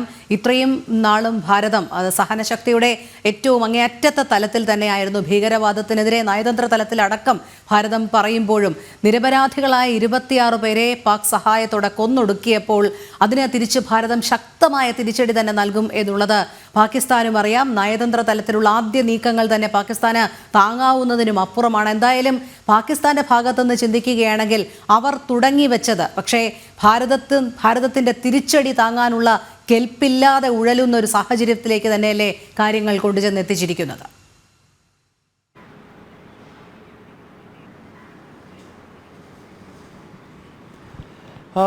രോഹിണി അതുതന്നെയാണ്. അതായത് പാകിസ്ഥാനിലെ പല നേതാക്കളുടെയും കഴിഞ്ഞ ദിവസങ്ങളിലെ പ്രതികരണത്തിൽ നമുക്കിത് കാണാൻ സാധിക്കുന്നുണ്ട്. വലിയ തോതിലുള്ള പ്രകോപനം സൃഷ്ടിക്കാനായി പാകിസ്ഥാൻ ശ്രമിച്ചുകൊണ്ടിരിക്കുകയാണ്. കാരണം ഈ സിന്ധു നദീജല കരാർ മരവിപ്പിച്ചത് പാകിസ്ഥാനെ സംബന്ധിച്ച് വലിയ തിരിച്ചടിയാണ്. അതിൻ്റെ പ്രത്യാഘാതം അല്ലെങ്കിൽ അതിൻ്റെ പ്രതിഫലനം വരും ദിവസങ്ങളിൽ നമുക്ക് പാകിസ്ഥാനിൽ കാണാൻ സാധിക്കും. 1960 ലോകബാങ്കിൻ്റെ ഇടപെടലിനെ തുടർന്ന് അന്നത്തെ പ്രധാനമന്ത്രി നെഹ്റുവും പാകിസ്ഥാൻ പ്രസിഡന്റും ചേർന്നുകൊണ്ട് ഒപ്പുവെച്ച ഈ കരാർ യുദ്ധകാലഘട്ടങ്ങളിൽ പോലും ഭാരതം പിൻവലിച്ചിരുന്നില്ല. 71 ബംഗ്ലാദേശ് യുദ്ധം, അതിനു മുൻപ് 1965 ഇന്ത്യ പാകിസ്ഥാൻ യുദ്ധം നടക്കുന്നുണ്ട്. 99 നമുക്കറിയാം ഏറ്റവും ഒടുവിൽ നടന്ന യുദ്ധം അത് കാർഗിൽ യുദ്ധമാണ്. ഈ കാലത്ത് പോലും ഈ സിന്ധു നദീജല കരാറിൽ നിന്നും ഭാരതം പിന്മാറുന്ന ഒരു പശ്ചാത്തലം ഉണ്ടായിരുന്നില്ല. പക്ഷേ തുടർച്ചയായി അയൽ രാജ്യം നമ്മുടെ രാജ്യത്തിൽ പ്രശ്നങ്ങൾ സൃഷ്ടിക്കാൻ ശ്രമിക്കുകയും നിഴൽ യുദ്ധം തുടരുകയും ഭീകരവാദത്തെ കയറ്റി അയക്കുകയും ചെയ്യുന്ന പശ്ചാത്തലത്തിലാണ് ഈ വലിയ കരാറിൽ നിന്ന് പോലും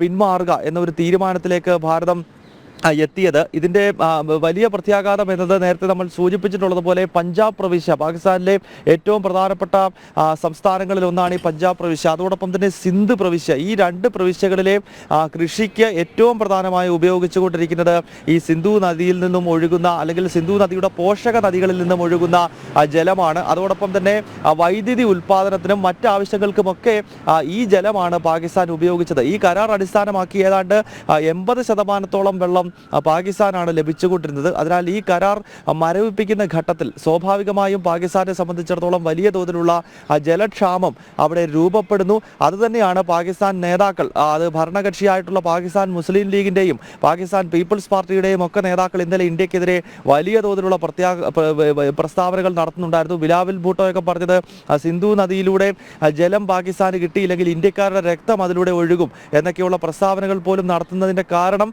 ഇത് വലിയ തിരിച്ചടിയായി പാകിസ്ഥാനിൽ മാറി തുടങ്ങിയിരിക്കുന്നു എന്നതിൻ്റെ ഏറ്റവും അടിസ്ഥാനപരമായ കാരണമാണ്. മാത്രമല്ല പാകിസ്ഥാൻ പ്രതിരോധ മന്ത്രിയും കഴിഞ്ഞ ദിവസങ്ങളിൽ തങ്ങളുടെ കയ്യിൽ ആണവായുധമുണ്ട് എന്നൊക്കെയുള്ള രീതിയിലുള്ള പ്രതികരണങ്ങൾ നടത്തുന്നുണ്ടായിരുന്നു. എന്തായാലും ഭാരതം ഇതിന് ശക്തമായ മറുപടി നൽകും. അത് നയതന്ത്ര തലത്തിലുള്ള സർജിക്കൽ സ്ട്രൈക്കാണ് ഇപ്പോൾ നടന്നുകൊണ്ടിരിക്കുന്നത്. സൈനിക തലത്തിലുള്ള നീക്കം എപ്പോൾ വേണമെങ്കിലും ഉണ്ടാകാം. അത് ശത്രുവിന് വലിയ പ്രഹരം ഏൽപ്പിച്ചുകൊണ്ടുള്ള ഒന്നായിരിക്കും. കാരണം സർജിക്കൽ സ്ട്രൈക്കുകളുടെ പ്രത്യേകത അതിനകത്ത് എപ്പോഴും ഒരു വലിയ സർപ്രൈസ് ഉണ്ടാകും. അതിനാൽ ശത്രു കരുതാത്ത സമയത്ത്, ശത്രു ഉദ്ദേശിക്കാത്ത സ്ഥലത്ത് പ്രഹരം കൊടുക്കുക എന്നത് തന്നെയാണ് ഭാരതത്തിൻ്റെ ഒരു പൊതുശൈലി. അതിനാൽ വരുന്ന ഏത് ദിവസങ്ങൾ വേണമെങ്കിലും ഒരുപക്ഷെ ഒരു കനത്ത സൈനിക തിരിച്ചടി പാകിസ്ഥാനെ കാത്തിരിക്കുന്നുണ്ട്. അതിനായുള്ള എല്ലാ നീക്കങ്ങൾ ഭാരതത്തിന്റെ സൈന്യം നടത്തുന്നു എന്ന് തന്നെയാണ് നമുക്ക് ലഭ്യമാകുന്ന റിപ്പോർട്ടുകൾ. രോഹിണി, അതെ, തീർച്ചയായും പഹൽഗാം ഭീകരാക്രമണത്തിന്റെ പശ്ചാത്തലത്തിൽ ഭാരതം നടപടി കടുപ്പിച്ചു തന്നെ മുന്നോട്ട് പോവുകയാണ്. നയതന്ത്ര തലത്തിലാണ് ഇപ്പോൾ ശക്തമായ നീക്കങ്ങൾ നടക്കുന്നതെങ്കിൽ എപ്പോൾ വേണമെങ്കിലും ഒരു സൈനിക നീക്കം നടത്താം. അത് താങ്ങാനുള്ള കെൽപ്പ് പാകിസ്ഥാൻ ഇല്ല എന്നുള്ളത് പാകിസ്ഥാനും നന്നായി അറിയാം. പക്ഷേ അവർ തുടങ്ങി വെച്ചത് സാധാരണക്കാരായ 26 പേരുടെ ജീവൻ എടുത്തുകൊണ്ടുള്ളൊരു പ്രവൃത്തിയായിരുന്നെങ്കിൽ അതിന് തക്കതായ പ്രതിഫലം ഭാരതം നൽകിയേ മതിയാകുകയുള്ളൂ. ഗൗതം അനന്ത നാരായണനാണ് വിവരങ്ങൾ നൽകിയത്.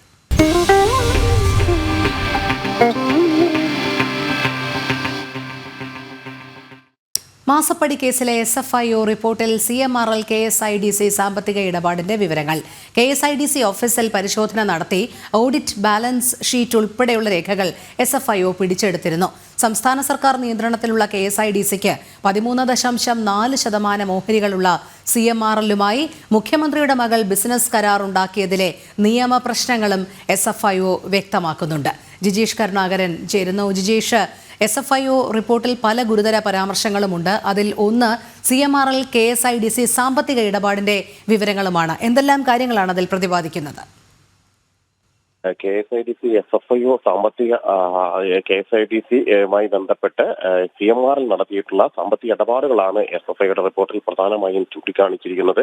ഏത് തരത്തിലുള്ള സാമ്പത്തിക ഇടപാടുകളാണ് പ്രധാനമായും നടന്നിട്ടുള്ളത്, എങ്ങനെയാണ് അവിടെ ഓഹരി നിക്ഷേപം നടത്തിയിരിക്കുന്നത്, എത്ര ശതമാനമാണ്, അതിൽ കൂടുതൽ കാര്യങ്ങളെല്ലാം തന്നെ അന്വേഷണത്തിൽ കണ്ടെത്തിയ വിവരങ്ങൾ അതിൽ സൂചിപ്പിച്ചിട്ടുണ്ട്. മാത്രമല്ല KSIDC ഓഫീസിൽ പരിശോധന നടത്തിയ അന്വേഷണ സംഘം നിർണായകമായ നിരവധി വിവരങ്ങളും രേഖകളും എല്ലാം തന്നെ ശേഖരിച്ചിരുന്നു. ആ രേഖകളുടെ കൂടി അടിസ്ഥാനത്തിലുള്ള വിവരങ്ങളാണ് ഈ റിപ്പോർട്ടിൽ പ്രധാനമായും സൂചിപ്പിച്ചിരിക്കുന്നത്. അനുബന്ധ രേഖകളിൽ ഏറ്റവും പ്രധാനപ്പെട്ട രേഖകളായി തന്നെയാണ് KSIDC-യുമായി ബന്ധപ്പെട്ട് CMR-ൽ CMR-ൽ ഇടപാടുകളുടെ വിവരങ്ങൾ. കാരണം 1,05,00,000 രൂപയാണ് CMR-ൽ KSIDC നിക്ഷേപിച്ചിരുന്നത്. ഇതുമായി ബന്ധപ്പെട്ട കാര്യങ്ങൾ മാത്രമല്ല, ഇത് മുഖ്യമന്ത്രിയുടെ മകൾ ഉൾപ്പെട്ട ഒരു കമ്പനി, അവരുടെ നേതൃത്വത്തിലുള്ള ഒരു കമ്പനി എങ്ങനെയാണ് ഇത്തരത്തിലുള്ള ഓഹരി നിക്ഷേപം ഒരു സർക്കാർ സ്ഥാപനം നടത്തിയിട്ടുള്ള ഓഹരി നിക്ഷേപം നടത്തിയിട്ടുള്ള കമ്പനിയുമായി സഹകരിക്കുക എന്നതടക്കമുള്ള അതിന്റെ വലിയ ഒരു ദുരൂഹതകളും എല്ലാം തന്നെ ചുരുളഴിക്കുന്ന തരത്തിലുള്ള വിവരങ്ങൾ ഇതിൽ ഉൾപ്പെടുത്തിയിട്ടുണ്ട്.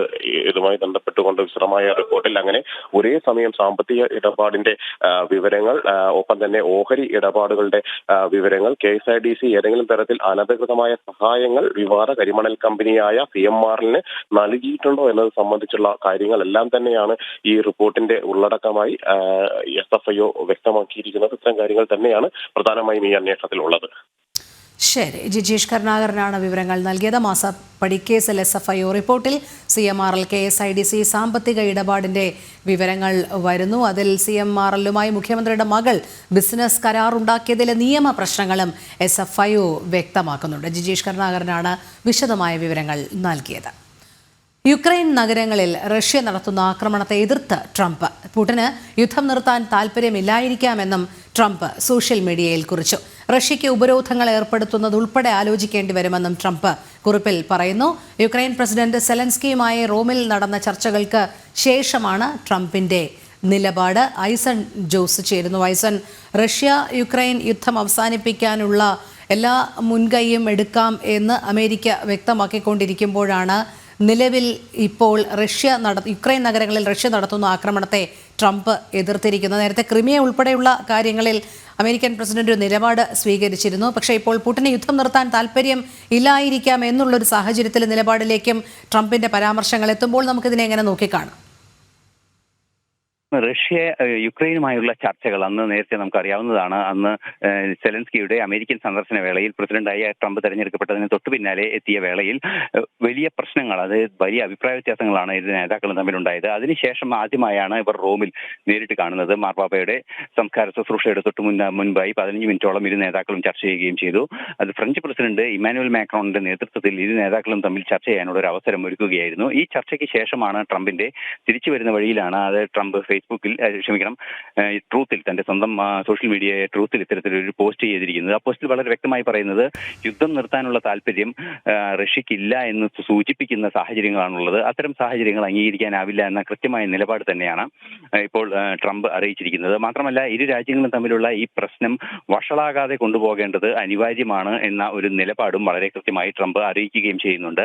നിലവിൽ സോഷ്യൽ മീഡിയയിൽ അദ്ദേഹം വളരെ കൃത്യമായി പറയുന്നത് യുദ്ധം നീട്ടിക്കൊണ്ടുപോകാനുള്ള ഒരു നീക്കമാണ് പുടിന്റെ ഭാഗത്തു നിന്നുണ്ടാകുന്നത്. അത്തരത്തിലൊരു നീക്കം അംഗീകരിക്കാനാവില്ല. അതുകൊണ്ട് തന്നെ ഉപരോധങ്ങൾ ഏർപ്പെടുത്തുന്നത് ഉൾപ്പെടെയുള്ള നടപടിക്രമങ്ങളിലേക്ക് കാര്യങ്ങൾ ആലോചിക്കുമെന്നും വളരെ കൃത്യമായി ട്രംപ് അതിൽ സൂചിപ്പിക്കുകയും ചെയ്യുന്നുണ്ട്. എന്തുതന്നെയായാലും യുക്രൈൻ യുദ്ധം ഇന്നലെയോടെ, അതായത് ഇക്കഴിഞ്ഞ ശനിയാഴ്ചയോടെ അവസാനിക്കാനുള്ള ധാരണ ഉണ്ടാകുമെന്ന ഒരു പ്രതീക്ഷ നേരത്തെ പങ്കുവച്ചിരുന്നു. എന്നാൽ അതൊന്നും നിലവിൽ ഇതുവരെ യാഥാർത്ഥ്യമാവില്ല എന്നൊരു വസ്തുത കൂടി നിലനിൽക്കുകയാണ് ട്രംപിന്റെ പ്രതികരണം ഉണ്ടായിരിക്കുന്നത്. പ്രത്യേകിച്ചും പോപ്പിന്റെ സംസ്കാര ശുശ്രൂഷ വേളയ്ക്ക് മുന്നോടിയായി നടന്ന ചർച്ചകളിലാണ് ഇക്കാര്യങ്ങളിലെല്ലാം തന്നെ ഒരു സൂചനകൾ ലഭിക്കുന്ന ഒരു സാഹചര്യം ഉണ്ടായത്. നമുക്കറിയാവുന്നതാണ്, യൂറോപ്യൻ യൂണിയൻ രാജ്യങ്ങൾ ഒരു മീഡിയേഷൻ നടത്തുന്നുണ്ട് യുക്രൈന് വേണ്ടി. അത് യുക്രൈൻ യുദ്ധത്തിൽ റഷ്യയുടെ നിലപാടുകൾ കുറെ കൂടി ലളിതമാക്കുന്നതിനും അല്ലെങ്കിൽ കുറെ കൂടി നിയന്ത്രിതമാക്കുന്നതിനും വേണ്ടിയുള്ള ഇടപെടൽ യൂറോപ്യൻ യൂണിയന്റെ ഭാഗത്തു നിന്നുണ്ടാകുന്നുണ്ട്. ബ്രിട്ടൻ ഉൾപ്പെടെയുള്ള രാജ്യങ്ങൾ ശക്തമായി അതിനെ പിന്തുണയ്ക്കുകയും ചെയ്യുന്നുണ്ട്. സൈനിക സഹായം അമേരിക്ക നിർത്തിവെച്ചു എങ്കിൽ കൂടി ഇത്തരത്തിലുള്ള ഉപരോധങ്ങൾ ഏർപ്പെടുത്താനുള്ള സാധ്യത തുറക്കണം എന്നാണ് ഇപ്പോൾ അമേരിക്കയുടെ ഒരു നിലപാടായി സൂചിപ്പിക്കപ്പെടുന്നത്. തീർച്ചയായും നമുക്കറിയാവുന്നതാണ്, നേരത്തെ പലതവണ സൂചിപ്പിച്ചതുപോലെ ക്രിമിയയുടെ വിഷയങ്ങളിലെല്ലാം തന്നെ അമേരിക്ക റഷ്യയ്ക്ക് അനുകൂലമായ നിലപാടുകളാണ് സ്വീകരിച്ചിരുന്നത്. അത്തരത്തിൽ റഷ്യയ്ക്ക് അനുകൂലമായ നിലപാട് സ്വീകരിച്ചിരുന്നിടത്ത് നിന്ന് ഇപ്പോൾ റഷ്യ യുദ്ധം നിർത്താൻ ഉദ്ദേശമില്ലേ എന്നൊരു ചോദ്യം ഉന്നയിച്ച പശ്ചാത്തലത്തിൽ പുടിൻ ചർച്ചകൾക്ക് തയ്യാറാണെന്ന് വീണ്ടും ആവർത്തിക്കുകയും ചെയ്തിട്ടുണ്ട്. ഇത്തരത്തിൽ തുടർച്ചയായി ഈ ചർച്ചകൾ നീണ്ടുപോകുന്ന ഒരു സാഹചര്യമാണ് നിലവിൽ കാണാൻ സാധിക്കുന്നത്. എന്ത് തന്നെയായാലും അധികം വൈകാതെ ഒരു സമാധാന ധാരണയിലേക്ക് നീങ്ങുമെന്ന പ്രതീക്ഷ നിലനിൽക്കുന്നുണ്ട്. ആ പശ്ചാത്തലത്തിൽ കൂടിയാണ് ശക്തമായി അപലപിച്ചുകൊണ്ട്, അതായത് യുക്രൈൻ നഗരങ്ങളിൽ റഷ്യ നടത്തുന്ന ആക്രമണങ്ങളെ ശക്തമായി അപലപിച്ചുകൊണ്ടുള്ള ഒരു നിലപാട് അമേരിക്ക മുന്നോട്ട് വയ്ക്കുകയും ചെയ്യുന്നത്. ശരി, ഐസൺ ജൂസാണ് വിവരങ്ങൾ നൽകിയത്. ആദ്യ വാർഷിക ജനറൽ മീറ്റിംഗിൽ നിക്ഷേപകർക്കായി വമ്പൻ പ്രഖ്യാപനവുമായി ലുലു റീറ്റെയിൽ 85% ലാഭവിഹിതം നിക്ഷേപകർക്കായി പ്രഖ്യാപിച്ചു. 720 കോടിയിലേറെ രൂപയുടെ ഡിവിഡൻഡും പ്രഖ്യാപിച്ചു. അബുദാബിയിൽ നടന്ന ലുലു റീറ്റെയിലിന്റെ ആദ്യ വാർഷിക ജനറൽ മീറ്റിംഗിലാണ് നിക്ഷേപകർക്കായി വമ്പൻ പ്രഖ്യാപനമുണ്ടായത്. 85% ലാഭവിഹിതം നിക്ഷേപകർക്ക് നൽകും. 720.8 കോടി രൂപയുടെ ലാഭവിഹിതം പ്രഖ്യാപിച്ചു. 75% ലാഭവിഹിതം എന്ന മുൻ ധാരണയേക്കാൾ 10% അധികം ലാഭവിഹിതമാണ് ഇതോടെ നിക്ഷേപകർക്ക് ലഭിക്കുക. 2024 സാമ്പത്തിക പാദത്തിലും ഏറ്റവും മികച്ച വളർച്ചാ നിരക്കാണ് ലുലു റീറ്റെയിൽ രേഖപ്പെടുത്തിയത്. നിക്ഷേപകർ ലുലുവിൽ അർപ്പിച്ച വിശ്വാസത്തിനുള്ള അംഗീകാരമാണ് ഈ പ്രഖ്യാപനമെന്നും നിക്ഷേപകരുടെ സന്തോഷമാണ് വലുതെന്നും Lulu group chairman M.A. Yusuff Ali പറഞ്ഞു. We promised a 75% dividend, but now today we declared 85% because I want my investors should be happy. Your trust and engagement remain fundamental to the growth and success of Lulu Retail Holding. 2024 സാമ്പത്തിക വർഷത്തിൽ Lulu retail 4.7% വാർഷിക വളർച്ച നേടി. $7.62 billion വരുമാനത്തോടെ 12.6% അധിക വളർച്ച. അറ്റ ആദായം $216.2 million എത്തി. ജനം, ദുബായ്. സാമ്പത്തിക പ്രതിസന്ധി മറികടക്കാൻ വാട്ടർ അതോറിറ്റിയിലും കൈയിട്ട് വാരി സംസ്ഥാന സർക്കാർ. ട്രഷറി അക്കൗണ്ടിൽ നിന്ന് തിരികെ പിടിച്ചത് 770 കോടി. പണം തിരികെ നൽകണമെന്നാവശ്യപ്പെട്ട് വാട്ടർ അതോറിറ്റി MD നൽകിയ കത്ത് ജനം TVക്ക് ലഭിച്ചു. ടിൻഡു ദാസ് ചേരുന്നു ഈ വാർത്തയുടെ കൂടുതൽ വിവരങ്ങളുമായി. ടിൻഡു, നമുക്കറിയാം കടുത്ത സാമ്പത്തിക പ്രതിസന്ധിയിൽ നട്ടം തിരിയുകയാണ് സംസ്ഥാന സർക്കാർ. ഇതിനിടയിലാണ് ഈ പ്രതിസന്ധി മറികടക്കാൻ വാട്ടർ അതോറിറ്റിയിലും ഒരു ഇടപെടൽ നടത്തിയിരിക്കുന്നു, കൈയിട്ട് വാരിയിരിക്കുന്നു എന്ന് മനസ്സിലാക്കാൻ കഴിയുന്നത്. എന്താണ് ഈ വാർത്ത സംബന്ധിച്ച കൂടുതൽ വിവരങ്ങൾ?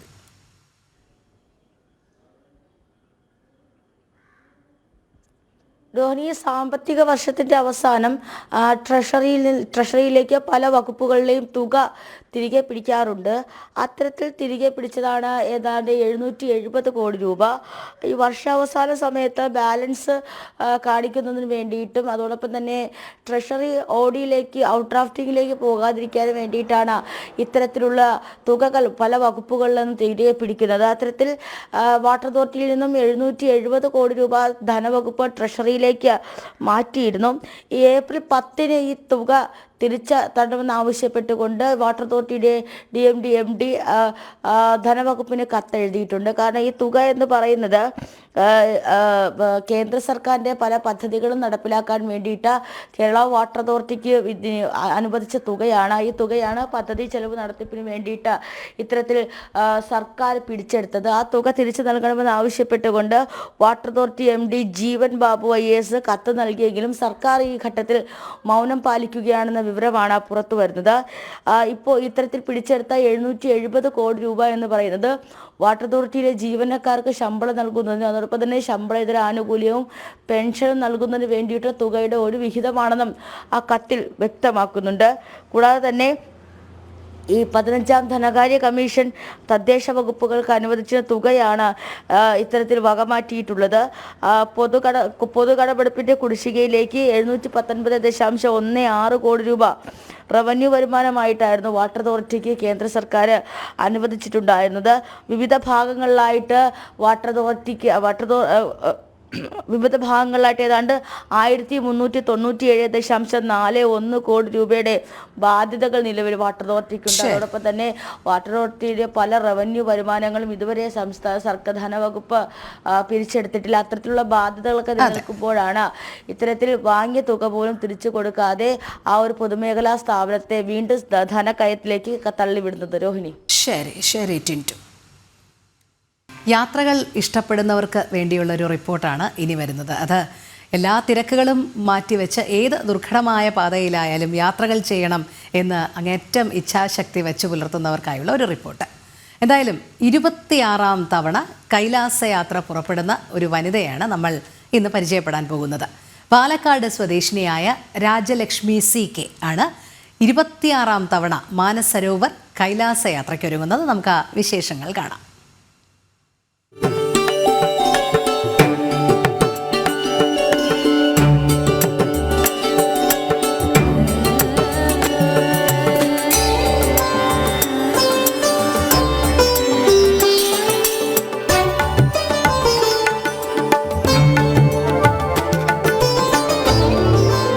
കൈലാസ് മാനസ സരോവർ യാത്ര ആരും കൊതിക്കുന്ന ഒന്നാണ്.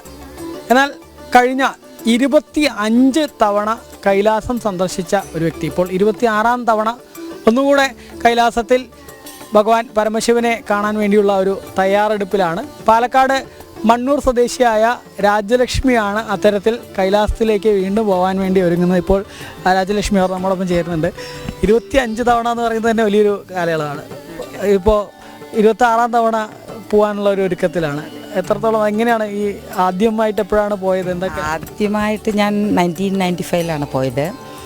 അപ്പോൾ ജസ്റ്റ് ഒരു ട്രാക്കിംഗ് പർപ്പസിൽ പോയതാണ്. ശിവനെ ആലോചിച്ച് പോയതല്ല, കാരണം ഞാൻ ഭഗവതിയെ പൂജിക്കുന്നവളാണ്.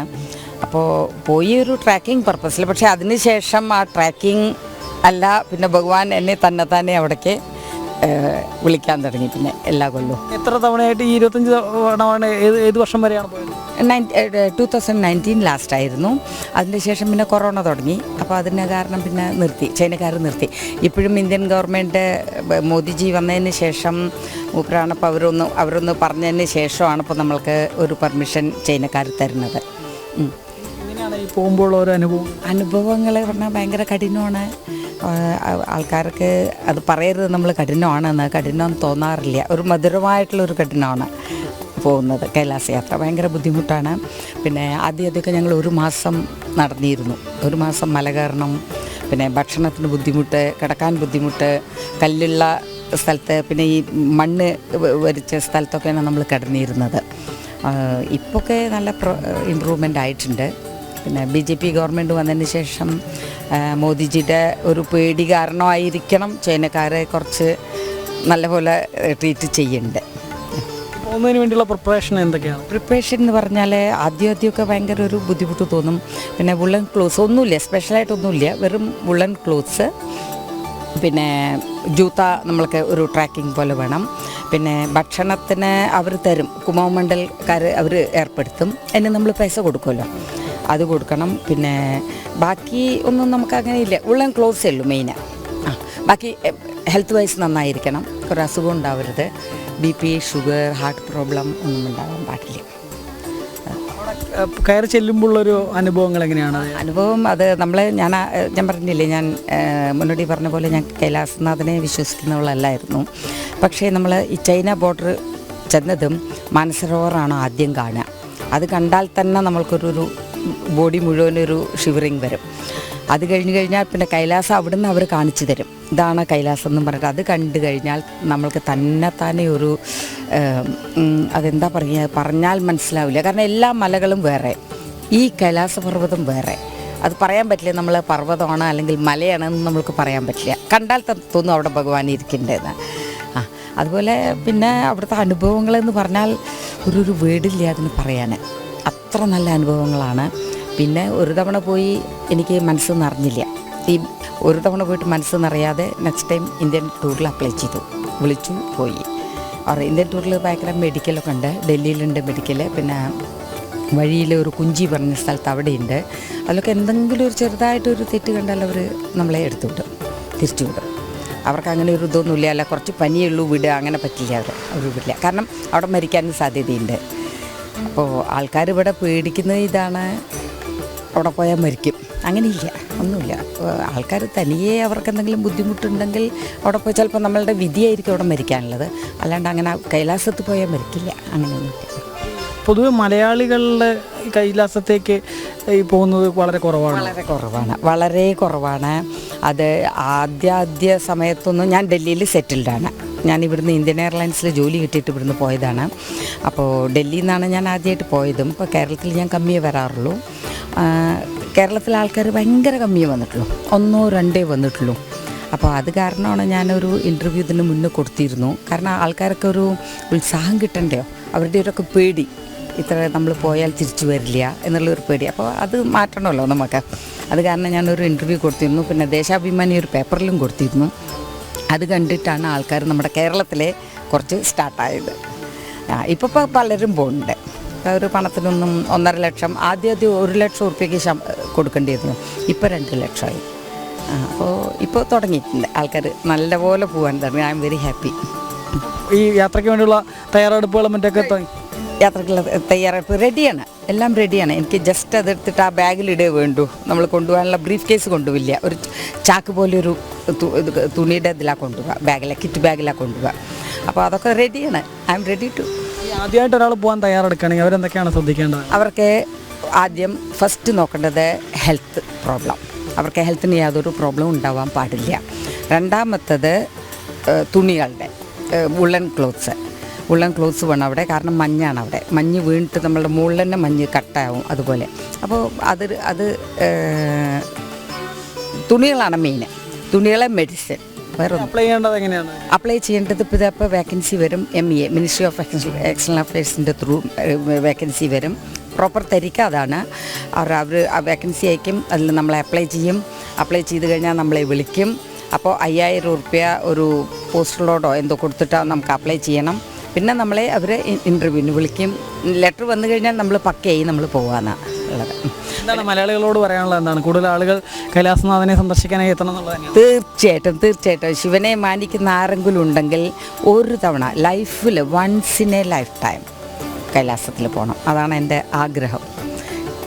അത് നമ്മളുടെ ത്രൂ എങ്ങനെയെങ്കിലും നാട്ടുകാർ അറിഞ്ഞു കഴിഞ്ഞാൽ അവർക്ക് പോകാൻ നന്നായാൽ നല്ലതാണ്. ബന്ധപ്പെടുകയാണെങ്കിൽ അവർക്ക് വേണ്ട സഹായം തീർച്ചയായിട്ടും ഇതിൽ തൻ മൻ ധൻ, മനസ്സ് വേണം, അവരുടെ ശരീരം നമ്മൾക്ക് ഒത്തുതരണം, പിന്നെ പൈസ വേണം. ഈ 3 സാധനം കൈലാസത്തിൽ പോകാൻ അത്യാവശ്യമാണ്. പിന്നെ തൻ മൻ പൈസ തന്നെത്താനേ ഉണ്ടാവും. നമ്മൾ വിചാരിച്ചാൽ മതി, പൈസ വന്നോളും. അപ്പോൾ എന്തായാലും എല്ലാ ആശംസകളും. നല്ല രീതിയിൽ തന്നെ വീണ്ടും 26ാം തവണയും ഭഗവാനെ ദർശിക്കാൻ കഴിയട്ടെ. എന്തായാലും ആ 26ാം തവണയും കൈലാസനാഥനെ കാണാൻ വേണ്ടിയുള്ള ഒരുക്കത്തിലാണ് അവർ. രാജലക്ഷ്മി എന്ന പാലക്കാട് സ്വദേശി. എന്തായാലും അവർക്ക് എല്ലാ തരത്തിലും ഭഗവാനെ ദർശിച്ച് തിരിച്ചു വരാനാവട്ടെ എന്ന് നമുക്ക് ജനം TVക്കും ആശംസിക്കാം. PR മനൂപിനൊപ്പം അരുൺ ആലത്തൂർ, ജനം, പാലക്കാട്. 26ാം തവണ മാനസരോവർ കൈലാസ യാത്രയ്ക്കൊരുങ്ങുന്ന രാജലക്ഷ്മിക്ക് എല്ലാ ഭാവുകങ്ങളും നേരുകയാണ്. ഒപ്പം രാജലക്ഷ്മി പറഞ്ഞതുപോലെ തൻ മൻ ധൻ ഇത് 3മാണ് ആവശ്യം. ശരീരം, മനസ്സ്, ഒപ്പം പണവും. ശരീരവും മനസ്സും ഉണ്ടെങ്കിൽ പണം എത്തിച്ചേരും. എല്ലാ മലയാളികളും കൈലാസത്തേക്ക് ജീവിതത്തിൽ ഒരിക്കലെങ്കിലും യാത്ര ചെയ്തിരിക്കണം എന്ന സന്ദേശമാണ് രാജലക്ഷ്മി നൽകുന്നത്.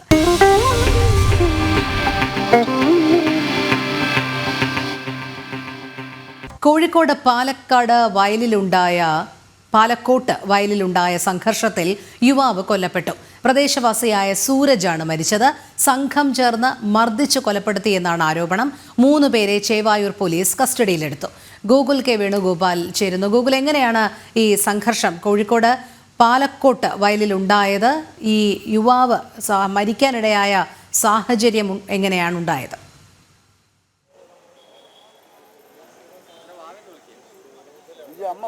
ഇന്നലെ രാത്രി 11 മണിയോട് കൂടിയിട്ടാണ് കോഴിക്കോട് പാലക്കോട്ട് വയലിൽ ഇത്തരത്തിലൊരു സംഘർഷം ഉണ്ടായിരുന്നത്. സംഘം ചേർന്ന് സൂരജ് എന്ന് പറയുന്ന വ്യക്തിയെ ആക്രമിച്ച് കൊലപ്പെടുത്തുകയായിരുന്നു എന്നാണ് നാട്ടുകാർ ഉൾപ്പെടെയുള്ള ആളുകൾ പരാതി പറയുന്നത്. ഈ സംഭവവുമായി ബന്ധപ്പെട്ട് ചേവായൂർ പോലീസ് 3 പേരെ കസ്റ്റഡിയിലെടുത്തിട്ടുണ്ട്. 18 പേർക്ക് എതിരെ, കണ്ടാലറിയാവുന്ന 15 പേർ ഉൾപ്പെടെ 18 പേർക്കെതിരെയാണ് ഇപ്പോൾ കേസെടുത്തിട്ടുള്ളത്. അതിൽ 3 പേർ പോലീസിന്റെ കസ്റ്റഡിയിലുണ്ട് എന്നാണ് പോലീസ് സ്റ്റേഷനിൽ നിന്ന് അറിയാൻ സാധിക്കുന്നത്. മനോജിന്റെ മക്കളായ 2 പേർ എന്നിങ്ങനെ 3 പേരാണ് ഇപ്പോൾ പോലീസിന്റെ കസ്റ്റഡിയിലുള്ളത്. അറസ്റ്റ് ഉൾപ്പെടെയുള്ള നടപടികൾ എന്തായാലും വൈകാതെ തന്നെ ഉണ്ടാകുമെന്ന് പറയുന്നു. ഈ ക്ഷേത്ര ഉത്സവം നടക്കുന്നുണ്ടായിരുന്നു. ഉത്സവത്തിന്റെ ഭാഗമായിട്ടായിരുന്നു ഈ ആളുകളൊക്കെ ഇവിടെ തടിച്ചുകൂടിയത്. എന്നാൽ ഈ അക്രമത്തിന് ക്ഷേത്രോത്സവവുമായി യാതൊരു ബന്ധവുമില്ല എന്നാണ് നാട്ടുകാർ പറയുന്നത്. ഒരു കോളേജിലെ സംഘർഷവുമായി ബന്ധപ്പെട്ട അഭിപ്രായ വ്യത്യാസത്തിന്റെ തുടർച്ചയാണ് ഇത്തരത്തിലൊരു അക്രമം ഉണ്ടാവാൻ കാരണം ഇടയാക്കിയത് എന്നൊരു കാര്യമാണ് പ്രാഥമികമായി അറിയാൻ സാധിക്കുന്നത്. പോലീസ് അത് സ്ഥിരീകരിച്ചിട്ടില്ല. അത്തരത്തിലൊരു വിവരമാണ് നമുക്ക് ലഭിക്കുന്നത്. എന്തായാലും നാട്ടുകാർ നമ്മോടൊപ്പം ചേരുന്നുണ്ട്. ചേട്ടൻ, എന്തായിരുന്നു ഇന്നലെ ഒരു അക്രമം ഉണ്ടായത്? ഇത്തരത്തിലൊരു മരണത്തിലേക്ക് നയിക്കാനിടയായ കാരണം എന്തായിരുന്നു? ഞങ്ങളെ സംബന്ധിച്ചോളം ഞങ്ങൾ പറയുന്ന ചിലൊരു വിഷയം ഇവിടെ നടക്കുന്നുണ്ട്. അപ്പോൾ ഞങ്ങളൊരു ഏട്ടനെ മോൻ ഞങ്ങൾ വിളിച്ചെന്ന് ഇവരുടെ ഉള്ളത് വെച്ചപ്പോൾ ഞങ്ങൾ ഇന്ന സ്ഥലത്തുണ്ട് അവിടെ ഉള്ളത് ഭക്ഷണം കഴിക്കുന്നത്. അപ്പോൾ വന്നു പിന്നെ അതുപോലെ ഞങ്ങളടുത്ത് വന്ന് ലിഗേഷട്ട ഒന്ന് വരും, അവിടെ ചെറിയ പ്രശ്നം IMG താഴത്ത് വലിയ പ്രശ്നം നടക്കുന്നുണ്ട്, നിങ്ങൾ വന്നാൽ ഞങ്ങൾ എല്ലാവരും ഞങ്ങൾ 19 ആളിൻ്റെ മേലുണ്ട്, ഞങ്ങളെല്ലാം വന്ന് നോക്കുന്നേരം ഇവിടെ വിഷയങ്ങൾ നടക്കുന്നുണ്ട്. അപ്പോൾ ഞങ്ങളെല്ലാം പറഞ്ഞ് ഞങ്ങൾ അങ്ങോട്ടും പിടിച്ച് മാറ്റി ഞങ്ങൾ പോവുകയും ചെയ്തു. അപ്പോൾ സൂരജ് വ്യക്തിനെ ഞങ്ങൾക്ക് അറിയില്ല, അങ്ങനെ കുടുങ്ങി കിടക്കുന്നുണ്ടോ. എൻ്റെ ഏട്ടൻ്റെ മോനാണ്, ഏട്ടനെന്ന് വെച്ചാൽ എൻ്റെ സുഹൃത്തിൻ്റെ മോനാണ്.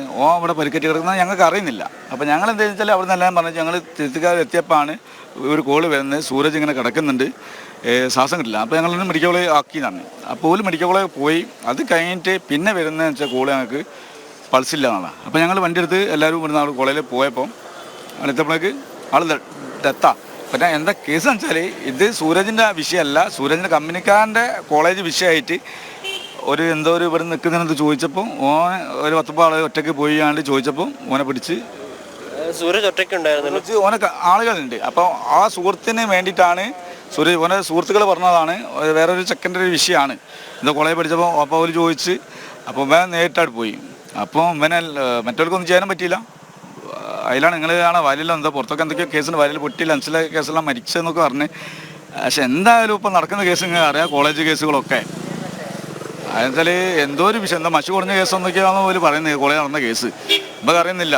ഈ അക്രമം നടത്തിയ ആളുകൾ നിങ്ങൾക്ക് കണ്ടാൽ അറിയുന്നതാണ്? ഞങ്ങൾക്ക് ആരും അറിയില്ല, ഞങ്ങൾക്കറിയാം, ഞങ്ങളെ മക്കളെ അറിയാം, ഇവിടെയുള്ള ആളുകളെ അറിയാം. പക്ഷെ കച്ചറുണ്ടാക്കിയത് ഈ കാവായിട്ട് ബന്ധപ്പെട്ടോ ഒന്നുമില്ല, കോളേജ് എന്തോ വിഷയങ്ങളെല്ലാം കേസുകളാണ്. പുറമേ നിന്നെത്തിയ ആളുകളാണ് അത് വെച്ചാൽ കുന്നാലോ ചത്തങ്ങളുള്ള ടീമിൽ പോലീസുകാർ അറസ്റ്റ് ചെയ്തിരിക്കുന്നത്. അയാളെ അറസ്റ്റ് ചെയ്ത് തന്നെ 3 ആളെ വിടുന്നു.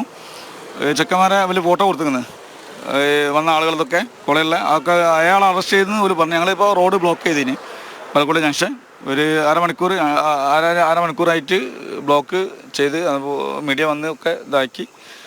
എന്നപ്പോൾ അവർ പറഞ്ഞ് അയാളെ അറസ്റ്റ് ചെയ്തെന്ന് സാർമാർ ഞങ്ങൾ പറഞ്ഞിരിക്കുന്നു. അപ്പോൾ ഞങ്ങളത് എന്താ വെച്ചാൽ ഈ നമ്മളെ ചെക്കനെ ഇനിയിപ്പം നാളെ എനിക്കായാലും എൻ്റെ മക്കൾക്കായാലും അത് വരരുത്. കോളേജ് വിഷയങ്ങൾ കോളേജ് തീർക്കുക, അതൊരു ഉത്സവമോ ഏത് കേസിലും വരരുത്. അവിടെ വന്നിട്ട് നമ്മൾ തലിച്ചു കൊല്ലുകയെന്ന് വെച്ചാൽ നമ്മൾ മനുഷ്യന്മാരല്ലല്ലോ, അത് ഏത് മക്കളും ചെയ്യരുത്. ഇപ്പം ഞാനിപ്പം നമ്മളിപ്പോൾ NDM മറ്റേ കേസുകളൊക്കെ പറയുന്നുണ്ട്. അപ്പം നമ്മളിപ്പം പറഞ്ഞു കഴിഞ്ഞാൽ ഈ വിഷയങ്ങൾ നാളെ നമുക്ക് വരും. നാളെ നിങ്ങൾ വീഡിയോ എടുക്കുന്ന എൻ്റെ ചർമ്മകോളേക്കും കാണുക. അതായത് നമ്മൾ പുറത്ത് പറഞ്ഞാൽ പോലീസ് സാർമാർ പറഞ്ഞാലും ആളുകൾ ഓൽക്കുണ്ട് അറിയിക്കാനും ഇതൊക്കെ. ഇവർ മദ്യലഹരിയിലായിരുന്നു ഈ വന്നവർ, നിങ്ങളെ സംശയമുണ്ടോ? ഈ ആളുകളെ കണ്ടില്ല. ഉള്ള കാര്യം പറഞ്ഞു വെച്ചാൽ ഇവരെ കണ്ടില്ല. ഞങ്ങൾ അയാൾ വിളിച്ച് ഞങ്ങൾ ഇവിടെ പഞ്ചായത്താക്കി, ഞങ്ങൾ കുറച്ച് ആളുകളുണ്ട് ഒക്കെ തീർത്ത് ഞങ്ങൾ പോയിരുന്നു. അപ്പോൾ സൂരജിന് പരിക്കേറ്റെന്ന് ഞങ്ങൾ അറിയില്ല. പിന്നെയാണ് വിളി വരുന്നത്, സൂരജിന് ശ്വാസം കിട്ടില്ല, അപ്പോൾ കോളേജിലായി. പിന്നെ കിട്ടുന്ന ഇതാണ് കേസ്. അത്രേ ഉള്ളൂ. രോഹിണി, കഴിഞ്ഞ ദിവസം രാത്രിയാണ് അക്രമം നടക്കുന്നത്. ആ സമയത്താണ് ഈ സൂരജ് തൻ്റെ സുഹൃത്തുക്കളുടെ, അതായത് SNEC കോളേജിൽ പഠിക്കുന്ന സുഹൃത്തുക്കളുടെ പ്രശ്നത്തിൽ ഇടപെട്ടുവെന്നും ആ പ്രശ്നം പരിഹരിക്കുന്നതിൻ്റെ ഭാഗമായിട്ടാണ് ഇത്തരത്തിലൊരു അക്രമം നടന്നത് എന്നാണ് ഇപ്പോൾ നാട്ടുകാരായിട്ടുള്ള ആളുകൾ പറയുന്നത്. ഈ അക്രമം നടക്കുന്ന സമയത്ത് ഈ ആളുകളൊന്നും കൂടി ഉണ്ടായിരുന്നില്ല. അക്രമം നടന്നു എന്ന് അറിഞ്ഞതിന് ശേഷം ഇങ്ങോട്ടേക്ക് എത്തിയിട്ടുള്ള ആളുകളാണ് ഇവിടെ നിൽക്കുന്ന ആളുകളൊക്കെ. ഈ വിഷയവുമായി ബന്ധപ്പെട്ട് 3 പേർ ഇപ്പോൾ പോലീസിൻ്റെ കസ്റ്റഡിയിലുണ്ട് എന്ന് പോലീസിൽ നിന്ന് ഔദ്യോഗികമായിട്ട് വിവരം ലഭിക്കുന്നുണ്ട്. അറസ്റ്റ് രേഖപ്പെടുത്തിയിട്ടില്ല. ഈ പറഞ്ഞതുപോലെ ഈ അക്രമികളുടെ ലഹരിക്കടിമയായിരുന്നു എന്നുൾപ്പെടെയുള്ള കാര്യങ്ങൾ പരിശോധിക്കണം ആവശ്യം നാട്ടുകാർ പ്രധാനമായിട്ട് പങ്കുവെക്കുന്നുണ്ട്. ഇതുമായി ബന്ധപ്പെട്ട് രാവിലെ 6 മണിക്ക് ഈ ദേശീയപാത ഉപരോധിക്കുന്ന ഒരു സാഹചര്യമൊക്കെ ഉണ്ടായിരുന്നു. കടുത്ത പ്രതിഷേധം നാട്ടുകാരുടെ ഭാഗത്തു നിന്നുണ്ടാവുന്നുണ്ട്. കാരണം ക്ഷേത്രോത്സവവുമായി ബന്ധപ്പെട്ട് നാട്ടുകാരെ കൊത്തുകൂടിയിരിക്കുന്ന സമയത്താണ് ഇവിടെയുള്ള ആളുകൾക്ക് അറിയാത്ത ഒരു സംഘം ആളുകൾ പുറത്തു നിന്നെത്തി ഇവിടെ അക്രമം നടത്തി തിരിച്ചു പോയത് എന്നുള്ളതാണ് പറയുന്നത്. എന്തായാലും 18 പേർക്കെതിരെ ഇപ്പോൾ പോലീസ് കേസ് രജിസ്റ്റർ ചെയ്തിട്ടുണ്ട്, FIR രജിസ്റ്റർ ചെയ്തിട്ടുണ്ട്. അതിൽ 3 പേരെ കസ്റ്റഡിയിൽ എടുത്തിട്ടുമുണ്ട്. ശരി, ഗോകുലാണ് വിവരങ്ങൾ നൽകിയത്.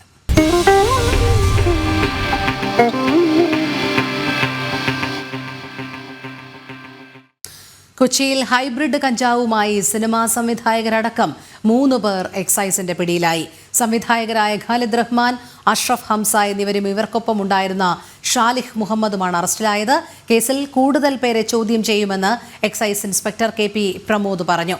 രഹസ്യ വിവരത്തിന്റെ അടിസ്ഥാനത്തിലായിരുന്നു നീക്കമെന്നും പ്രമോദ് ജനം TVയോട് വ്യക്തമാക്കി. വിവരങ്ങളുമായി ജിജീഷ് കരുണാകരൻ ചേർന്നു. ജിജീഷ്, സിനിമാ മേഖലയിലെ ലഹരി ഉപയോഗം അതിൻ്റെ ഏറ്റവും ഞെട്ടിപ്പിക്കുന്ന ഒരു സാഹചര്യത്തിലേക്ക് എത്തി നിൽക്കുകയാണ്. അതുമായി ബന്ധപ്പെട്ടുള്ള വാർത്തയിലേക്ക് നമ്മൾ അതിരാവിലെ തന്നെ കയറിയതുമാണ്. കൊച്ചിയിലെ ഹൈബ്രിഡ് കഞ്ചാവുമായി 3 സിനിമാ സംവിധായകരെ ആണ് 3 പേരാണ് 2 സിനിമാ സംവിധായകരടക്കം 3 പേരാണ് എക്സൈസിന്റെ പിടിയിലായത്. അതും സംവിധായകരായ ഖാലിദ് റഹ്മാനും അഷ്റഫ് ഹംസയുമാണ്. കൂടുതൽ പേർ നിരീക്ഷണത്തിലാണ് എന്നുള്ളതും മനസ്സിലാക്കാൻ കഴിയുന്നുണ്ട്. ലഭ്യമാകുന്ന ഏറ്റവും പുതിയ വിവരങ്ങൾ.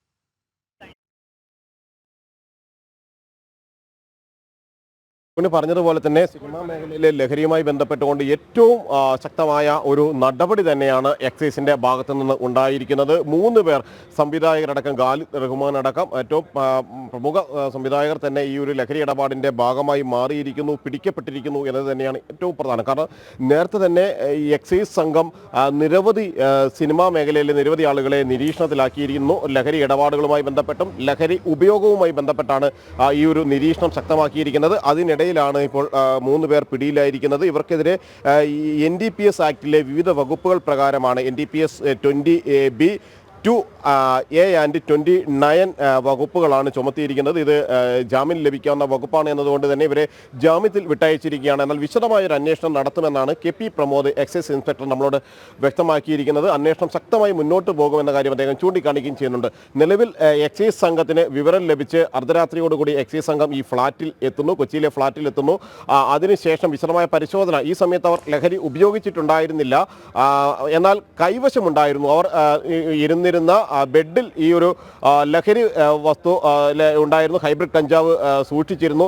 അത് ഉപയോഗിക്കാനുള്ള ഒരു ഒരുക്കത്തിൽ അല്ലെങ്കിൽ കൂട്ടായ്മ എല്ലാവരും കൂടി ഒത്തുചേർന്നതിന് ശേഷം ലഹരി ഉപയോഗിക്കാൻ തയ്യാറായി നിൽക്കുന്ന സമയത്താണ് അവിടെ എക്സൈസ് സംഘം എത്തുന്നത്. തുടർന്ന് മണിക്കൂറുകൾ നീണ്ട നടപടിക്രമങ്ങളുടെ എക്സൈസ് സംഘം പൂർത്തിയാക്കിയ ശേഷം കൊച്ചി എക്സൈസ് ഓഫീസിൽ, ഇവിടെ ഈ നമ്മളിപ്പോൾ നിൽക്കുന്ന കൊച്ചിയിലെ എക്സൈസ് ആസ്ഥാനത്തേക്ക് അടക്കം കൊണ്ടുവന്ന് ഇവിടെ നടപടിക്രമങ്ങൾ പൂർത്തിയാക്കിയ ശേഷം ജാമ്യത്തിൽ വിട്ടയച്ചിരിക്കുകയാണ്. എന്നാൽ വീണ്ടും ഇവരെ ചോദ്യം ചെയ്യുമെന്ന് തന്നെയാണ് എക്സൈസ് വ്യക്തമാക്കുന്നത്. കാരണം ആരാണ് ഈ ഹൈബ്രിഡ് കഞ്ചാവ് എത്തിച്ചത്, എവിടെ നിന്നാണ് എത്തിച്ചത്, ഇതിൻ്റെ ഇടനിലക്കാരായി പ്രവർത്തിച്ചത് ആരെല്ലാമാണ്, സിനിമാ മേഖലയിൽ ലഹരി ഇടപാടുകൾ ഉണ്ടായിരുന്ന മറ്റ് ആളുകൾ ആരെല്ലാമാണ് എന്നിവ കേന്ദ്രീകരിച്ചെല്ലാം തന്നെ അന്വേഷണം പ്രധാനമായും നടക്കേണ്ടതുണ്ട്. അതുകൊണ്ട് തന്നെ വിശദമായ ഒരു അന്വേഷണത്തിലേക്കും കൂടുതൽ ആളുകളുടെ ചോദ്യം ചെയ്യലിലേക്കും സിനിമാ മേഖലയിലെ ചോദ്യം ചെയ്യലുകൾക്കും എല്ലാം തന്നെയാണ് എക്സൈസ് കടക്കുന്നത്.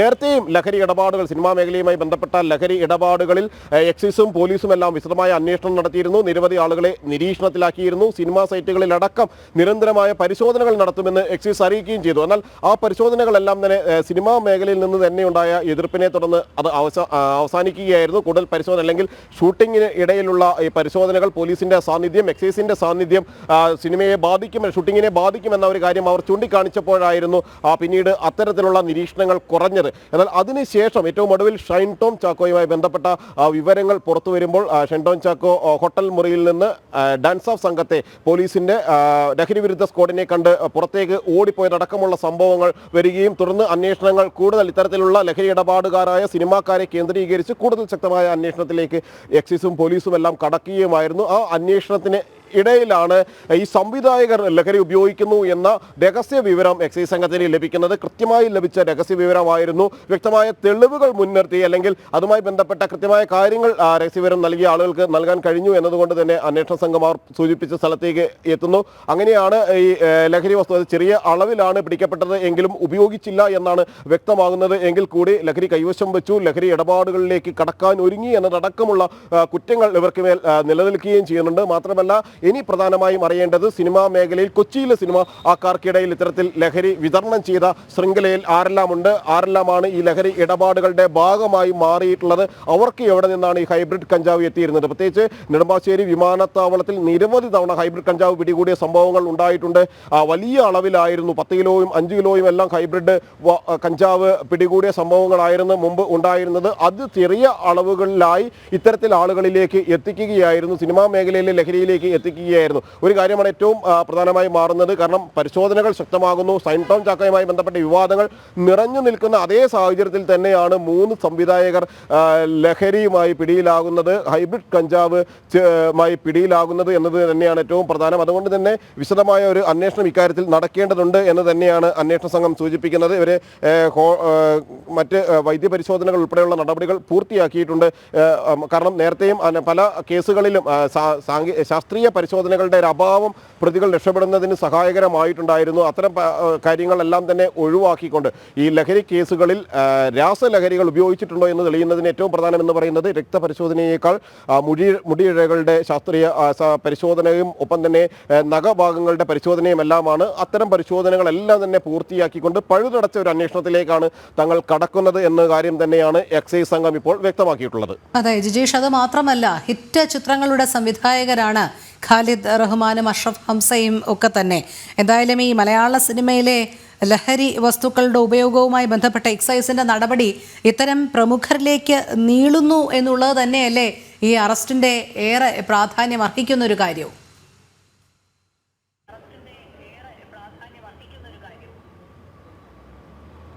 രോഹിണി പറഞ്ഞതുപോലെ തന്നെ ഈ ഖാലിദ് റഹ്മാൻ, അഷ്റഫ് ഹംസ എന്നിവരെല്ലാം തന്നെ ഏറ്റവും ശ്രദ്ധേയമായ സിനിമകളിലൂടെ അല്ലെങ്കിൽ സംവിധാനം ചെയ്ത സിനിമകളിലൂടെ ശ്രദ്ധേയരായ ആളുകളാണ്.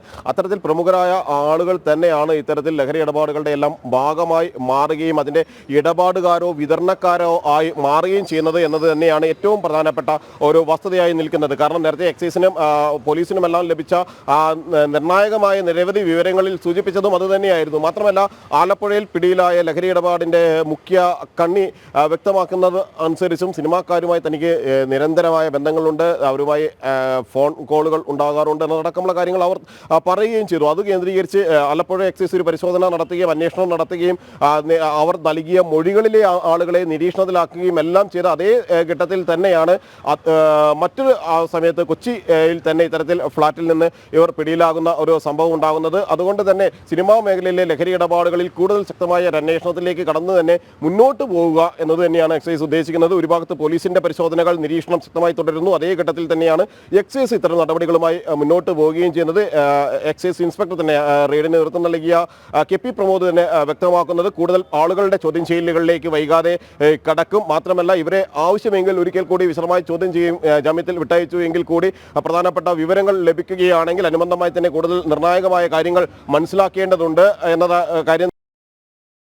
ശരി ജിജേഷ്, വ്യക്തമാണ്. എന്തായാലും ഈ കേസിൽ കൂടുതൽ പേരെ ചോദ്യം ചെയ്യും എന്നാണ് excise inspector K P Pramod വ്യക്തമാക്കുന്നത്. നമുക്ക് ആ വാക്കുകളിലേക്ക് കൂടി പോകാം.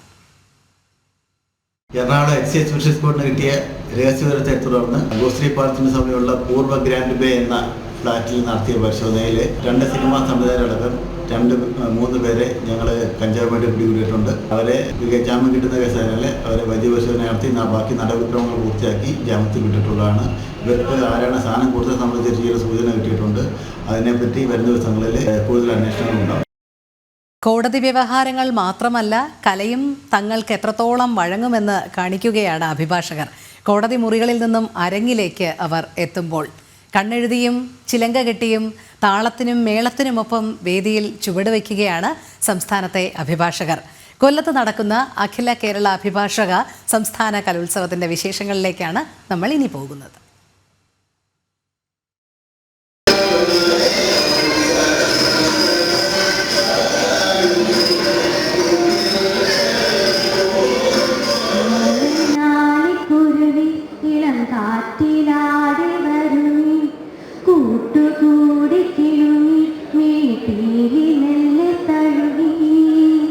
ഇതൊരു തിരിച്ചുവരവാണ്.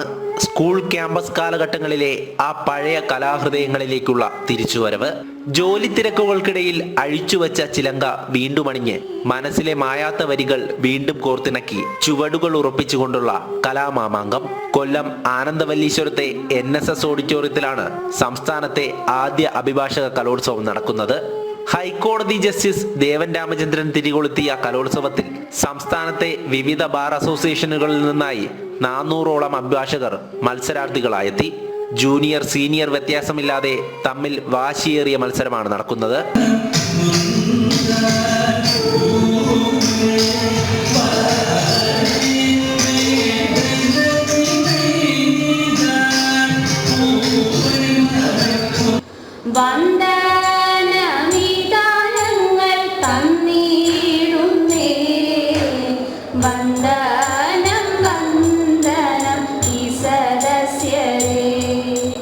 തൊഴിൽ മേഖലയിലെ സമ്മർദ്ദങ്ങൾക്കിടയിൽ നിന്നും ഒരു മാറ്റം. അഭിഭാഷകരിലെ കലാപരമായ കഴിവുകളെ പ്രോത്സാഹിപ്പിക്കുകയാണ് കലാമാമാങ്കത്തിന്റെ ലക്ഷ്യം. സ്കൂൾ യൂത്ത് ഫെസ്റ്റിവലിൽ, കോളേജ് യൂത്ത് ഫെസ്റ്റിവലിൽ, ലോ ഫെസ്റ്റിൽ ഒക്കെ മികവ് തെളിയിച്ച ഒരുപാട് പേരുണ്ട്. പക്ഷേ അഭിഭാഷക വൃത്തി അതിൻ്റെ തിരക്കിൽ അവർക്കതൊക്കെ മാറ്റിവെക്കേണ്ടി വന്നു. അപ്പോൾ അവർക്ക് അതൊരൊന്ന് വീണ്ടെടുക്കാൻ, ആ കലാവാസനയെ അവർക്കൊന്നുകൂടെ പരിപോഷിപ്പിക്കാൻ, അത് തങ്ങൾക്കതുണ്ട് എന്നൊന്ന് തിരിച്ചറിയാൻ ഒരവസരം ഉണ്ടാക്കുക എന്നുള്ളതായിരുന്നു ഞങ്ങളുടെ ലക്ഷ്യം. ജോലി കഴിഞ്ഞുള്ള പരിശീലനം, അവിടെ നിന്നും വിജയമുറപ്പിക്കാൻ വേദിയിലേക്ക്. ഇങ്ങനെയൊരു അവസരമുണ്ടായതിൽ മത്സരാർത്ഥികളും സന്തോഷത്തിലാണ്. സ്കൂളും കോളേജും ഒക്കെ കഴിഞ്ഞിട്ട് ഇതേപോലെ ഒരു പ്രൊഫഷനിൽ കയറി കഴിഞ്ഞിട്ട് പലർക്കും അതിനുള്ള അവസരം കിട്ടാറില്ല. അപ്പോൾ ഇങ്ങനൊരു സംരംഭം കൊല്ലം ബാർ അസോസിയേഷൻ തുടങ്ങിയത്, അല്ലെങ്കിൽ അഭിഭാഷകർട്ടായ തുടങ്ങിയത് വളരെ ശ്ലാഘനീയമാണ്. വരും വർഷങ്ങളിലും കലോത്സവം തുടരാനാണ് തീരുമാനം. 5 വേദികളിലായി 17 ഇനങ്ങളിൽ നടക്കുന്ന മത്സരങ്ങൾ കൊല്ലം ബാർ അസോസിയേഷനിലെ അഭിഭാഷകർ അവതരിപ്പിക്കുന്ന കൂട്ടില്ലാത്ത കുടുംബം എന്ന നാടകത്തോടെയാണ് സമാപിക്കുക. ജനം, കൊല്ലം. വിഴിഞ്ഞം അന്താരാഷ്ട്ര തുറമുഖം കണ്ടെയ്നർ നീക്കത്തിന്റെ ഹബ്ബായി മാറുന്നു. 2ാം ഘട്ട നിർമ്മാണ പ്രവർത്തനങ്ങൾ ഡിസംബറിൽ ആരംഭിക്കും. 250 മീറ്റർ ഫ്യുവൽ ബങ്കറിംഗ് ഉൾപ്പെടെ വിഴിഞ്ഞം തുറമുഖത്ത് കാത്തിരിക്കുന്ന ബൃഹത് പദ്ധതികളാണ്. ടിൻഡു ദാസ് ചേരുന്നു. ടിൻഡു പറയൂ. വിഴിഞ്ഞം അന്താരാഷ്ട്ര തുറമുഖം മെയ് 2-ാം തീയതി പ്രധാനമന്ത്രി രാജ്യത്തിന് വേണ്ടി സമർപ്പിക്കും. മെയ് 2-ാം തീയതിയാണ് കമ്മീഷൻ ഡേറ്റ്. വിഴിഞ്ഞം തുറമുഖത്തെ സംബന്ധിച്ചിടത്തോളം 1-ാം ഘട്ട നിർമ്മാണ പ്രവർത്തനങ്ങൾ പൂർത്തിയായിട്ടുണ്ട്. 2-ാം ഘട്ട നിർമ്മാണ പ്രവർത്തനങ്ങളിലേക്ക് കടക്കുകയാണ്. 1-ാം ഘട്ട നിർമ്മാണ പ്രവർത്തനങ്ങളിൽ 800 മീറ്റർ ബർത്തിന്റെ നിർമ്മാണവും 2-ാം ഘട്ടമാകുമ്പോൾ 1200 മീറ്ററായിട്ട് വർദ്ധിപ്പിക്കുകയും ചെയ്യും. 250 മീറ്റർ ഫ്യൂൽ ബങ്കറിംഗ് ഉൾപ്പെടെ ബൃഹത്തായ പദ്ധതികളാണ് വിഴിഞ്ഞം തുറമുഖത്തെ സംബന്ധിച്ചിടത്തോളം രൂപകൽപ്പന ചെയ്തിട്ടുള്ളത്. 3000 മീറ്റർ പുലിമുട്ട് ബ്രേക്ക് വാട്ടർ സിസ്റ്റത്തിന്റെ നിർമ്മിതികളെല്ലാം പൂർത്തിയായിട്ടുണ്ട്. ഈ ബ്രേക്ക് വാട്ടർ സിസ്റ്റമാണ് വിഴിഞ്ഞം തുറമുഖത്തെ വലിയ തിരമാലകളിൽ നിന്നും സംരക്ഷിക്കുന്ന എഞ്ചിനീയറിംഗ് ടെക്നോളജി. അതോടൊപ്പം തന്നെ ഏറ്റവും പ്രധാനപ്പെട്ട കാര്യം കടലിൽ നിന്നും കരയിലേക്കുള്ള ഗുഡ് സർവീസ് ഏറ്റവും സുഗമമായിട്ട് കൊണ്ടുപോകാൻ വിഴിഞ്ഞത്തിൽ നിന്നും ബാലരാമപുരം റെയിൽവേ സ്റ്റേഷനിലേക്ക് അണ്ടർഗ്രൗണ്ട് ഭൂഗർഭ റെയിൽവേ പാത, അവിടെ നിന്നും ബാംഗ്ലൂർ, ചെന്നൈ, തൂത്തുക്കുടി തുടങ്ങിയ ഇടങ്ങളിലേക്കും അതോടൊപ്പം തന്നെ തെക്കൻ തീരത്തുള്ള മറ്റു തുറമുഖങ്ങളിലേക്കൊക്കെ ഗൂഡ്സ് കൊണ്ടുപോകാനായിട്ടൊക്കെയുള്ള സൗകര്യത്തിന് വേണ്ടിയിട്ടാണ് ഇത്തരത്തിൽ ബാലരാമപുരം റെയിൽവേ സ്റ്റേഷനിലേക്ക് ഈ ഭൂഗർഭ റെയിൽവേ പാത നിർമ്മിക്കുന്നത്. അതോടൊപ്പം തന്നെ തുറമുഖത്തിൽ ഇതുവരെ 8 ഷിഫ്റ്റ് ഷോർട്ട് ക്രെയിനുകളാണ് എത്തിയിട്ടുള്ളത്. അടുത്ത 2-ാം ഘട്ട നിർമ്മാണ പ്രവർത്തനമാകുമ്പോൾ 12 ഷിഫ്റ്റ് ഷോർട്ട് ക്രെയിനുകൾ കൂടി കൊണ്ടുവരും. അങ്ങനെയാണെങ്കിൽ 20ഓളം ഷിഫ്റ്റ് ഷോർട്ട് ക്രെയിനുകളാണ് തുറമുഖത്തെ ഈ ചരക്കുകൾ കയറ്റുന്നതും ഇറക്കുന്നതുമായിട്ട് സഹായിക്കുന്നതോടൊപ്പം തന്നെ ഒരു നവിഗേഷൻ സിസ്റ്റം ഇത് അവിടുത്തെ ഈ ഷിഫ്റ്റ് ഷോർ ക്രെയിനുകളെ, യാർഡ് ക്രെയിനുകളെയൊക്കെ നിയന്ത്രിക്കുന്നതും അവരുടെ പ്രവർത്തനങ്ങൾ നിയന്ത്രിക്കുന്നതും ഒക്കെ അവിടുത്തെ നവിഗേഷൻ സിസ്റ്റമാണ്. ഈ നവിഗേഷൻ സിസ്റ്റം രൂപകൽപ്പന ചെയ്തിരിക്കുന്നത് അല്ലെങ്കിൽ അതിൻ്റെ സോഫ്റ്റ്വെയറും മറ്റു കാര്യങ്ങളൊക്കെ ഇന്ത്യൻ നിർമ്മിതമാണ്. മദ്രാസ് IIT-യിൽ നിന്നുമാണ് ഇതിൻ്റെ പ്രവർത്തനങ്ങളൊക്കെ ചെയ്തിട്ടുള്ളത്. അത് ആ നവിഗേഷൻ സിസ്റ്റത്തെ നിയന്ത്രിക്കുന്നത് സ്ത്രീകളാണെന്നത് മറ്റൊരു പ്രത്യേകതയാണ്. അതോടൊപ്പം തന്നെ അന്താരാഷ്ട്ര വ്യോമയാന നിരീക്ഷണ സെല്ല് പോലെ വിഴിഞ്ഞം തുറമുഖത്തിനും ഒരു വെസൽ ഒബ്സർവേഷൻ സിസ്റ്റം ഉണ്ട്. അതായത് 20 നോട്ടിക്കൽ മൈൽ അകലെ വരെ പോകുന്ന മറ്റു രാജ്യങ്ങളിലെ കപ്പൽ വരെ അത് ഏത് കപ്പലാണെന്ന് അനലൈസ് ചെയ്ത് തുറമുഖത്തിന് സമീപം പോകുന്ന കപ്പലുകളെ മറ്റു വിവരങ്ങളൊക്കെ കടലിനെയൊക്കെ നിരീക്ഷിക്കാൻ വേണ്ടിയിട്ടുള്ളൊരു വെസൽ നാവിഗേഷൻ സിസ്റ്റവും പ്രവർത്തിക്കുന്നുണ്ട്. വിഴിഞ്ഞം തുറമുഖത്തെ സംബന്ധിച്ചിടത്തോളം ഒരു സ്വാഭാവികമായിട്ടുള്ള ആഴമുള്ള പ്രദേശമാണ്, സെഡിമെൻ്റൽ ഏരിയ അല്ല. അതുകൊണ്ട് തന്നെ തുറമുഖത്ത് സീസൺ അനുസരിച്ച് സെഡിമെൻറ്റ്സ് ഉണ്ടാവുകയും അതിൻ്റെ മെയിൻ്റനൻസിന് വേണ്ടി അധിക തുക ചിലവാകുകയൊന്നും ചെയ്യില്ല. അപ്പോൾ തുറമുഖത്തിൻ്റെ പ്രകൃതിദത്താൽ കിട്ടിയ തന്നെ വലിയൊരു പ്രകൃതിദത്താൽ തന്നെ തുറമുഖത്തിന് അതിൻ്റേതായിട്ടുള്ള സവിശേഷതകൾ ഉണ്ടെങ്കിൽ പോലും സാങ്കേതികപരമായിട്ട് ലോകരാജ്യങ്ങളുടെ മുന്നിൽ ഏറ്റവും കൂടുതൽ എടുത്തു പറയാവുന്ന തുറമുഖം കൂടിയാണ്. സൗത്ത് ഏഷ്യയിലെ ആദ്യ സെമി ഓട്ടോമേറ്റഡ് തുറമുഖം എന്നൊരു ഖ്യാതിയും കൂടി വിഴിഞ്ഞം തുറമുഖത്തിന് ലഭിച്ചിട്ടുണ്ട്. എന്തായാലും അന്താരാഷ്ട്ര മാരിടൈം മേഖലയിൽ വിഴിഞ്ഞം അന്താരാഷ്ട്ര തുറമുഖം ഒരു വലിയ പ്രത്യേകതയുള്ള തുറമുഖമായി തന്നെ മാറിയിരിക്കുകയാണ്. ശരി, ടിൻഡു തുടരുക. ടിൻഡുവിൽ നിന്ന് മറ്റൊരു വാർത്തയുടെ വിവരങ്ങൾ കൂടി തേടേണ്ടതുണ്ട്. CPM സംസ്ഥാന സെക്രട്ടേറിയറ്റിൽ നിന്ന് PK ശ്രീമതിയെ വിലക്കി പിണറായി വിജയൻ. കേന്ദ്ര കമ്മിറ്റി അംഗമെന്ന നിലയിൽ ഇളവ് ലഭിച്ച ശ്രീമതി സംസ്ഥാന സെക്രട്ടേറിയറ്റ് യോഗങ്ങളിൽ പങ്കെടുക്കേണ്ടെന്ന് പിണറായി വിജയൻ. ഇവിടെ ആരും പ്രത്യേക ഇളവ് നൽകിയിട്ടില്ലെന്നും പിണറായി. മധുര പാർട്ടി കോൺഗ്രസിൽ ശ്രീമതിക്ക് പ്രായപരിധി ഇളവ് അനുവദിച്ചിരുന്നു. കൂടാതെ വിവാദം ഉയർന്നതോടെ സംസ്ഥാന കമ്മിറ്റിയിൽ VS-നെ ക്ഷണിതാവാക്കാനും തീരുമാനിച്ചു. ടിൻഡു ചേരുന്നുണ്ട്. ടിൻഡു, എന്തായാലും PK ശ്രീമതിക്ക് പിണറായിയുടെ വിലക്കാണോ?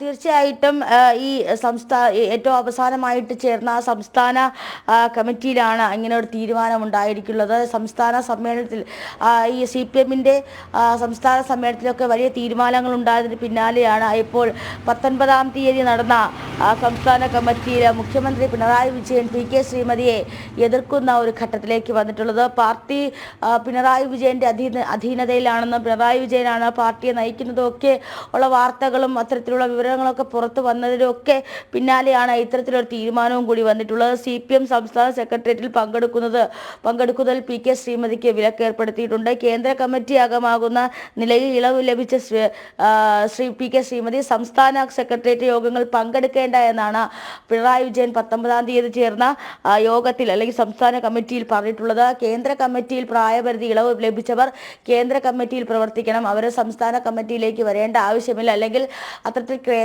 കേന്ദ്ര കമ്മിറ്റിയിൽ പ്രായപരിധി ഇളവ് ലഭിച്ചവർ അവിടെ നിന്ന് തന്നെ, അതായത് ഡൽഹിയിൽ നിന്ന് തന്നെ പ്രവർത്തിക്കണം, പാർട്ടിക്ക് വേണ്ടി പ്രവർത്തിക്കണം. സംസ്ഥാന കമ്മിറ്റിയിലോ സംസ്ഥാന കമ്മിറ്റിയുടെ കാര്യങ്ങളിലോ ഇടപെടേണ്ട കാര്യമില്ല എന്നാണ് പിണറായി വിജയൻ 19-ാം തീയതി ചേർന്ന സംസ്ഥാന കമ്മിറ്റിയിൽ വ്യക്തമാക്കിയിട്ടുള്ളത്. അതോടൊപ്പം തന്നെ വലിയ രീതിയിലുള്ള വിവാദങ്ങളായിരുന്നു VS-നെ ഒഴിവാക്കിക്കൊണ്ട് പുതിയ നേതൃത്വത്തിലേക്ക് പുതിയ ആളുകളെ കൊണ്ടുവരുന്നതും. അതോടൊപ്പം തന്നെ VS-നെ പാടെ അവഗണിച്ചുകൊണ്ടുള്ള വാർത്തകളൊക്കെ വലിയ രീതിയിൽ വിവാദമായിരുന്നു. അതിന് പിന്നാലെയാണ് സംസ്ഥാന കമ്മിറ്റി സ്ഥിരം ക്ഷണിതാക്കളുടെ പട്ടിക ഇന്നലെ പുറത്തിറങ്ങുന്നത്. അതിൽ VS അച്യുതാനന്ദൻ, പാലോളി മുഹമ്മദ് കുട്ടി, സഖാവ് P കരുണാകരൻ, വൈക്കം വിശ്വ, AK ബാലൻ, AJ തോമസ്, MM മണി, ആനാവൂർ നാഗപ്പൻ ഇവരെയൊക്കെ സംസ്ഥാന കമ്മിറ്റിയിലെ സ്ഥിര ക്ഷണിതാവായിട്ട് നിയോഗിച്ചിട്ടുണ്ട്. ഒരുപക്ഷെ സംസ്ഥാന കമ്മിറ്റിയിലെ സ്ഥിരം ക്ഷണിതാവാണെന്ന് പറയുമ്പോൾ പാർട്ടിയിൽ വലിയ രീതിയിലുള്ള സുപ്രധാനമായിട്ടുള്ള തീരുമാനങ്ങൾ കൈക്കൊള്ളുമ്പോഴോ ചർച്ചകൾ വരുമ്പോഴോ ഒന്നും ഇവർ വരേണ്ട കാര്യമില്ല.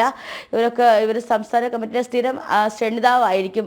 എല്ലാ കമ്മിറ്റികളിലും പങ്കെടുക്കുകയോ അഭിപ്രായ യോഗങ്ങളിൽ പങ്കെടുക്കുകയോ ഒന്നും ചെയ്യേണ്ട കാര്യമില്ല. അപ്പോൾ അതുകൊണ്ട് തന്നെ VS-നെ പാടെ അവഗണിച്ചുകൊണ്ടൊരു നീക്കത്തിലേക്കും ഈ ഘട്ടത്തിൽ പിണറായി വിജയൻ കടക്കുന്നു എന്ന് നമുക്ക് മനസ്സിലാക്കാൻ സാധിക്കുന്നുണ്ടായാലും PK ശ്രീമതിയെ സംബന്ധിച്ചിടത്തോളം നമുക്കറിയാം EP പക്ഷവുമായിട്ട് നിന്ന് പാർട്ടിയിൽ സംസാരിച്ച ഒരു വ്യക്തി കൂടിയൊക്കെയാണ്. അപ്പോൾ ഇത്തരത്തിലൊരു പ്രായപരിധി ഇളവ് ലഭിക്കുമ്പോൾ അവരെ പാടെ ഒഴിവാക്കിക്കൊണ്ട് ഡൽഹിയിലേക്ക് മാറ്റാൻ അല്ലെങ്കിൽ ഡൽഹിയിൽ നിന്ന് പ്രവർത്തിച്ചാൽ മതി എന്ന പിണറായി വിജയൻ യോഗത്തിൽ അത് തുറന്നു പറഞ്ഞിരിക്കുന്നു എന്ന വാർത്തകളാണ് പുറത്തു വരുന്നത്. രോഹിണി. ശരി, ടിൻഡു ദാസാണ് വിശദമായ വിവരങ്ങൾ നൽകിയത്. സംസ്ഥാനത്ത് പ്രധാനമന്ത്രി ആവാസ് യോജന പദ്ധതി അട്ടിമറിച്ച സർക്കാർ പുതിയ ഗുണഭോക്താക്കളെ കണ്ടെത്താനുള്ള സർവേ ഈ മാസം 30-നുള്ളിൽ പൂർത്തിയാക്കി റിപ്പോർട്ട് നൽകണം എന്ന കേന്ദ്ര നിർദ്ദേശം നടപ്പിലാക്കിയില്ല. പുതിയ സർവേ നടത്താതെ ലൈഫ് പദ്ധതിയിൽ ഉൾപ്പെട്ടവരെ പട്ടികയിൽ ഉൾപ്പെടുത്തി റിപ്പോർട്ട് സമർപ്പിക്കാനും നീക്കം. രാജ്യത്തെ ഭവനരഹിതരായ പാവങ്ങൾക്കായി കേന്ദ്ര സർക്കാർ ആവിഷ്കരിച്ച് നടപ്പിലാക്കിയ പദ്ധതിയാണ് പ്രധാനമന്ത്രി ആവാസ് യോജന.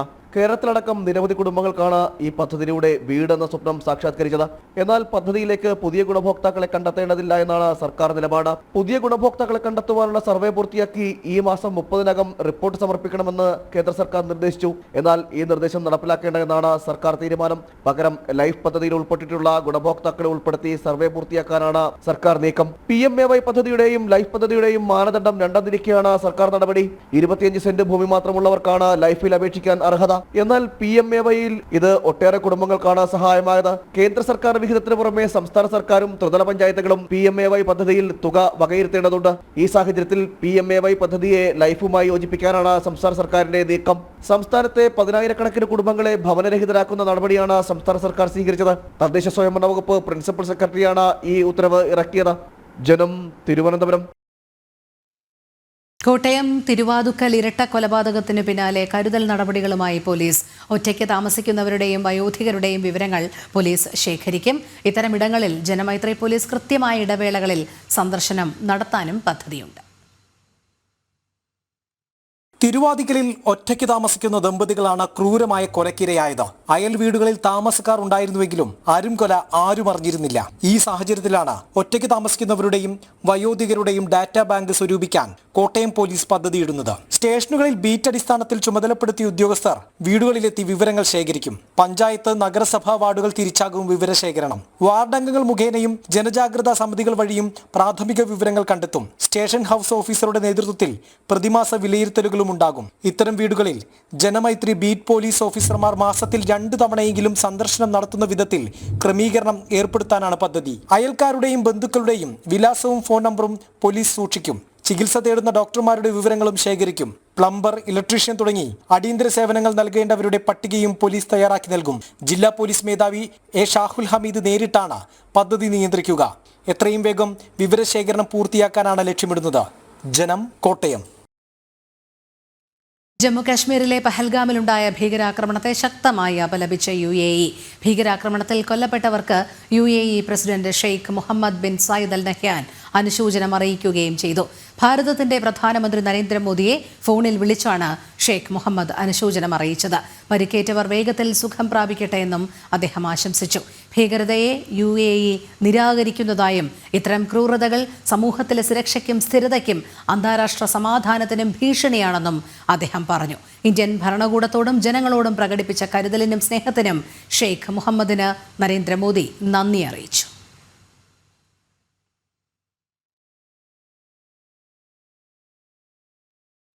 വഖഫ് ഭേദഗതി നിയമത്തിനെതിരെ കുപ്രചരണം ശക്തമാക്കി ഇസ്ലാം മത സംഘടനകൾ. പ്രമുഖ ഇസ്ലാം മത നേതാക്കളാണ് വഖഫ് ഭേദഗതി വിരുദ്ധ ക്യാമ്പയിനിങ്ങിന് നേതൃത്വം കൊടുക്കുന്നത്. ഇതിന്റെ ഭാഗമായി മെയ് 4-ന് എറണാകുളത്ത് ഭരണഘടനാ വഖഫ് സംരക്ഷണ മഹാസമ്മേളനം നടത്താനാണ് നീക്കം. വഖഫ് ഭേദഗതി നിയമത്തിൽ കേന്ദ്ര സർക്കാർ തുടർ നടപടികൾ കൈക്കൊള്ളുന്നതിനിടെയാണ് ഇതിനെതിരായി മുസ്ലിങ്ങൾക്കിടയിൽ കുപ്രചരണം ശക്തമാക്കി കൂട്ടായ്മകൾ സംഘടിപ്പിക്കുവാനുള്ള നീക്കം. മെയ് 4-ന് എറണാകുളത്ത് ഭരണഘടനാ വഖഫ് സംരക്ഷണ മഹാസമ്മേളനം നടത്തുമെന്ന് ഇസ്ലാം മത നേതാക്കൾ വ്യക്തമാക്കി. ഭരണഘടനാ വഖഫ് സംരക്ഷണ സമ്മേളനം എന്ന പേരിൽ പരിപാടി നടത്തപ്പെടേണ്ടി വന്നതിൻ്റെ സാഹചര്യം നമുക്കൊക്കെ അറിയാം. കേവലം ഏതെങ്കിലും ഒരു നിസ്സാര കാര്യത്തിനല്ല, ആസ്തിത്വത്തെ തന്നെ ചോദ്യം ചെയ്യപ്പെടുന്ന, ന്യൂനപക്ഷം എന്ന് പറയപ്പെടുന്ന രൂപത്തിലാണെങ്കിൽ പോലും ആസ്തിത്വത്തെ തന്നെ ചോദ്യം ചെയ്യപ്പെടുന്ന ഒരു വിഷയം നിയമമായി വരുമ്പോൾ അതിൽ നമ്മൾ ജനാധിപത്യപരമായി പ്രതിഷേധിക്കേണ്ട ബാധ്യത ഉൾക്കൊണ്ടുകൊണ്ടാണ് ഇങ്ങനെ ചെയ്യുന്നത്. വഖഫ് നിയമ ഭേദഗതിയെ പിന്തുണച്ച KCBC ഉൾപ്പെടെയുള്ള ക്രൈസ്തവ സംഘടനകളെയും ജമിയത്തുൽ ഉലമ കോർഡിനേഷൻ കമ്മിറ്റി കുറ്റപ്പെടുത്തുന്നുണ്ട്. മുനമ്പം വിഷയത്തിലടക്കം തീരദേശവാസികളെ കുടിയിറക്കരുതെന്ന നിലപാടെടുത്ത മുസ്ലിം ലീഗ് ഉൾപ്പെടെ സുന്നി പണ്ഡിത സഭകളുടെ വഖഫ് ഭേദഗതി നിയമത്തിനെതിരായ നീക്കങ്ങൾക്ക് പൂർണ്ണ പിന്തുണ നൽകുന്നുണ്ട്. ജനം, കൊച്ചി. മലബാർ ഗോൾഡ് ആൻഡ് ഡയമണ്ട്സിന്റെ ഏറ്റവും പുതിയ കളക്ഷനായ തൻവിക കോഴിക്കോട് ഷോറൂമിൽ ലോഞ്ച് ചെയ്തു. ആരാധനയും പവിത്രതയും സമന്വയിക്കുന്ന ആഭരണങ്ങളാണ് തൻവിക കളക്ഷൻസിലുള്ളത്. കൂടാതെ നിരവധി ഓഫറുകളും മലബാർ ഗോൾഡ് ആൻഡ് ഡയമണ്ട്സ് ഒരുക്കിയിട്ടുണ്ട്.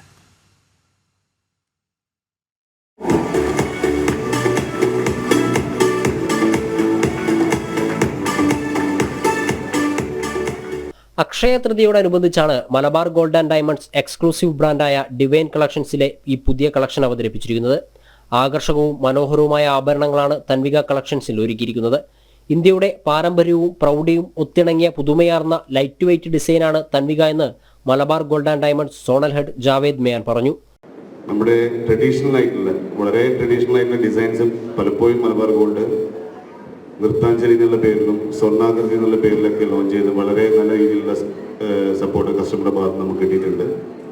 നമ്മുടെ ഇന്ത്യയുടെ പാരമ്പര്യവും കലാവിരുന്നും ഒത്തിണങ്ങിയ പ്രൗഢിയും പവിത്രതയും ഒത്തിണങ്ങിയ ഏറ്റവും ലേറ്റസ്റ്റ് ആയിട്ടുള്ള ലൈറ്റ് വെയ്റ്റിലുള്ള ഒരു ഡിസൈനാണ് ഇവിടെ ഒരുക്കിയിട്ടുള്ളത്. വളരെ മൈന്യൂട്ട് ആയിട്ടുള്ള കലാവിരുന്നും കാര്യങ്ങളും നമുക്ക് ആ ഡിസൈനിൽ നമുക്ക് പ്രതിപാദിക്കാൻ പറ്റും. ചടങ്ങിൽ തൻവികയുടെ ആദ്യ വിൽപ്പനയും നടന്നു.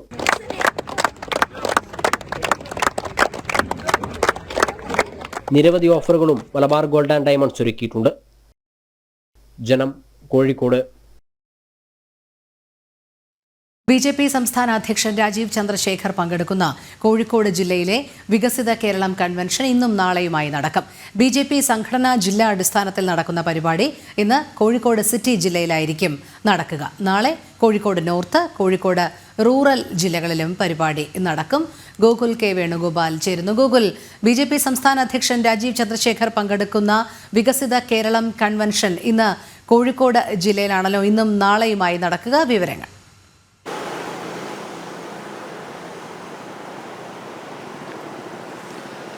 കോഴിക്കോട് റവന്യൂ ജില്ലയിൽ BJPക്ക് സംഘടനാടിസ്ഥാനത്തിൽ 3 ജില്ലകളാണുള്ളത്. Kozhikode city, Kozhikode north, Kozhikode rural എന്നിങ്ങനെയാണ്. അതിൽ കോഴിക്കോട് സിറ്റി ജില്ലയുടെ പരിപാടിയായിരിക്കും ഇന്ന് വൈകിട്ട് 4 മണിക്ക് നടക്കുന്നുണ്ടാവുക. കഴിഞ്ഞ ദിവസം മുതൽ തന്നെ BJP സംസ്ഥാന അധ്യക്ഷൻ രാജീവ് ചന്ദ്രശേഖരൻ കോഴിക്കോട് ജില്ലയിലുണ്ട്. വിവിധ തരത്തിലുള്ള സന്ദർശനങ്ങളും കാര്യങ്ങളും ഒക്കെ അദ്ദേഹത്തിന്റെ പദ്ധതിയുടെ ഭാഗമായി നടപ്പിലായി വരുന്നു. നമുക്കറിയാം, തൃശ്ശൂർ ജില്ലയിൽ നിന്നായിരുന്നു വികസിത കേരളം കൺവെൻഷൻ യാത്ര ആരംഭിച്ചത്. അന്ന് തൊട്ട് ഇന്ന് വരെ തന്റെ വികസന കാഴ്ചപ്പാടുകൾ ജനങ്ങൾക്ക് മുമ്പിൽ അവതരിപ്പിച്ചുകൊണ്ടാണ് ഈ യാത്ര മുന്നോട്ടേക്ക് പോകുന്നത്. രാഷ്ട്രീയമായി സംസ്ഥാന സർക്കാരിനെ വിമർശിക്കാനും കോൺഗ്രസിനെയൊക്കെ വിമർശിക്കാനും അദ്ദേഹം സമയം കണ്ടെത്തുന്നുണ്ട്. BJP സംസ്ഥാന അധ്യക്ഷൻ എന്നതിനേക്കാൾ ഉപരിയായിട്ട് ടെക്നോക്രാറ്റ് ആയിട്ടുള്ള ഒരു സംരംഭകരൊക്കെ ആയിട്ടുള്ള രാജീവ് ചന്ദ്രശേഖരന്റെ വികസന കാഴ്ചപ്പാടുകളൊക്കെ കേൾക്കാൻ രാഷ്ട്രീയത്തിനതീതമായിട്ട് ആളുകൾ ഈ വേദിയിലേക്ക് എത്തുന്നുണ്ട് എന്നുള്ളതാണ് പ്രധാനപ്പെട്ട കാര്യം. ഏത് സ്ഥലത്തു നിന്നാണ് കേരളത്തിന്റെ വികസനം തുടങ്ങേണ്ടത്, വികസന വഴിയിൽ കേരളത്തിന് എന്താണ് സംഭവിച്ചത് എന്നതിനെ പറ്റിയുള്ള വ്യക്തമായ കാഴ്ചപ്പാടുകൾ രാജീവ് ചന്ദ്രശേഖരൻ ഉണ്ട് എന്ന് ഇതിനോടകം തന്നെ നടന്നിട്ടുള്ള പരിപാടികളിൽ നിന്ന് ബോധ്യമായിട്ടുള്ളതുമാണ്.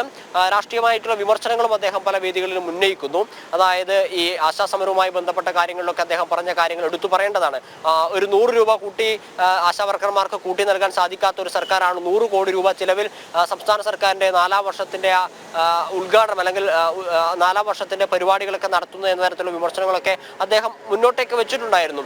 ആ രീതിയിൽ ഇതിനോടകം തന്നെ പല വികസന കാഴ്ചപ്പാടുകൾ മുന്നോട്ടേക്ക് വെക്കുന്നതിന്റെ അടിസ്ഥാനത്തിലായാലും രാഷ്ട്രീയപരമായിട്ടുള്ള വിമർശനത്തിന്റെ അടിസ്ഥാനത്തിലായാലും BJPയുടെ വികസന യാത്ര എന്തായാലും ശ്രദ്ധിക്കപ്പെട്ടു കഴിഞ്ഞു. ഇന്ന് വൈകിട്ട് 4 മണിക്കായിരിക്കും ഈ രാജീവ് ചന്ദ്രശേഖരൻ പങ്കെടുക്കുന്ന വികസന കൺവെൻഷൻ ഈ കോഴിക്കോട് സിറ്റി ജില്ലയിൽ നടക്കുക. അതിനു മുമ്പ് അദ്ദേഹം പല സന്ദർശനങ്ങളും നടത്തുന്നുണ്ട്. RSSന്റെ ഉത്തര കേരള പ്രാന്ത കാര്യാലയം അദ്ദേഹം സന്ദർശിക്കും. ശേഷം പ്രധാനമന്ത്രിയുടെ മൻ കി ബാത്ത് പരിപാടി ബേപ്പൂർ മണ്ഡലത്തിൽ ഒരു സ്ഥലത്ത് വെച്ച് അദ്ദേഹം ശ്രമിക്കും. അതിനുശേഷം മാറാട് ബലിദാനികൾക്ക് പുഷ്പാർച്ചന അർപ്പിക്കും. അതിനോടൊപ്പം തന്നെ ഈ BJPയുടെ ജില്ലാ നേതൃയോഗം ഉൾപ്പെടെയുള്ള കാര്യങ്ങളും ഇന്ന് നടക്കുന്നുണ്ട്.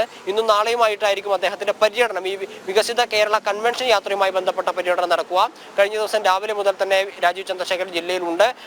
പാൽഗഹാം ആക്രമണത്തിൽ മരണപ്പെട്ട ആളുകൾക്ക് ശ്രദ്ധാഞ്ജലി അർപ്പിച്ചുകൊണ്ടുള്ള പരിപാടിയിൽ അദ്ദേഹം പങ്കെടുത്തിട്ടുണ്ടായിരുന്നു. മാത്രമല്ല ഈ ബിഷപ്പിന്റെ അന്ത്യശുശ്രൂഷ ചടങ്ങുകൾ ഇവിടെ തന്നെയുള്ള ദേവമാതാ കത്തീഡ്രൽ പള്ളിയോടനുബന്ധിച്ച മറ്റൊരു വീട്ടിൽ വെച്ച് അദ്ദേഹം പങ്കെടുത്തിട്ടുണ്ടായിരുന്നു. കഴിഞ്ഞ 3 ദിവസമായിട്ട് അദ്ദേഹം കോഴിക്കോട് ജില്ലയിൽ തന്നെയുണ്ട്. വയനാട് ജില്ലയിൽ നടന്നിട്ടുള്ള പരിപാടി റദ്ദാക്കിയതുമായി ബന്ധപ്പെട്ടാണ് അദ്ദേഹം കോഴിക്കോട് ജില്ലയിൽ കഴിഞ്ഞ ദിവസം രാവിലെ തന്നെ തുടരുന്നത്. അത് നാളെ വൈകിട്ട് വരെ ഇവിടെ തുടരുമെന്നാണ് മനസ്സിലാക്കുന്നത്. ഇപ്പോൾ കൊച്ചിയിൽ deputy excise commissioner Maju TM മാധ്യമങ്ങളെ കാണുകയാണ് തത്സമയം. മെയിൻ സ്ട്രീമിലുള്ള ആൾക്കാരൊന്നും മനസ്സിലാവുന്നു. അവിടെ നിന്നൊരു 1.63 ഗ്രാം ഹൈബ്രിഡ് ഗഞ്ചായാണ് കിട്ടിയത്. ഹൈബ്രിഡ് അപ്പോൾ ഇപ്പോൾ ഒരു പുതിയ ട്രെൻഡിലേക്ക് മാറിയെന്ന് എനിക്ക് തോന്നുന്നു. നേരത്തെ ഇപ്പം MDMA പോലുള്ള സാധനങ്ങളാണല്ലോ ഇപ്പം അല്ലേ റീസണായിട്ട് നിങ്ങൾക്ക് തന്നെ അറിയാവുന്നല്ലോ. പക്ഷെ ഇപ്പോൾ അത് ഹൈബ്രിഡിലേക്ക് മാറി വന്നു. ഞങ്ങളതിനെക്കുറിച്ച് വളരെ വിശദമായിട്ട് അന്വേഷിക്കുന്നുണ്ട്. അപ്പോൾ അതിൻ്റെ അകത്തുള്ളൊരു ഒരാളെ നമ്മൾ നോക്കുന്നുണ്ട്. വിശദമായിട്ട് അന്വേഷണം നടക്കുന്നുണ്ട് അതിൻ്റെ കേട്ടോ. അതിനെക്കുറിച്ച് നമുക്ക് വ്യക്തമായിട്ടുള്ള ഒരു മറുപടി പറഞ്ഞില്ല. അവർ യൂസ് ചെയ്യുന്നുണ്ട് എന്നുള്ളത് മാത്രമേ അവർ പറഞ്ഞിട്ടുള്ളൂ. അവർ അഡിക്ട്സ് ആവാനില്ലെന്നും അല്ലെങ്കിൽ ഇത്ര വർഷമായതൊന്നും അങ്ങനെ അവർ പറഞ്ഞില്ല. അവർ ഉപയോഗിക്കുന്നു. ആലപ്പുഴ ഹൈബ്രിഡ് കഞ്ചാവ് കേസുമായിട്ട് ഇതിൻ്റെ ഒരു കണക്ഷന് സാധ്യതയില്ല. എന്നാലും ഞങ്ങൾ അന്വേഷിക്കുന്നുണ്ട്. അപ്പോൾ ഇവരെല്ലാം ഒരേ സർക്കിളിലുള്ള ആൾക്കാരായതുകൊണ്ട് നമ്മൾ വിശദമായിട്ട് അന്വേഷണത്തിൽ ചിലപ്പോൾ ഒരു പക്ഷേ അറിയില്ല എങ്ങനെയാണെന്നാണ്. ഏതാ ഇത് എന്ന് വെച്ചാൽ ഇതിൻ്റെ ഒരു ഷാരി മുഹമ്മദ് എന്നുള്ള ഒരു ഇതിനുണ്ട്. അവനാണ് ഇതിൻ്റെ ഒരു പിന്നെ കൊണ്ടുവന്ന ആളെന്ന് പറഞ്ഞ രീതിയിൽ കൊണ്ടുവന്നത്. അവർ എല്ലാം കൂടെ ഉപയോഗിക്കുകയായിരുന്നു അവർ. ഇവനെ നമ്മൾ ചോദ്യം ചെയ്തിട്ടുണ്ട്. നമുക്ക് ആവശ്യമായ ലീഡുകൾ കിട്ടിയിട്ടുണ്ട്.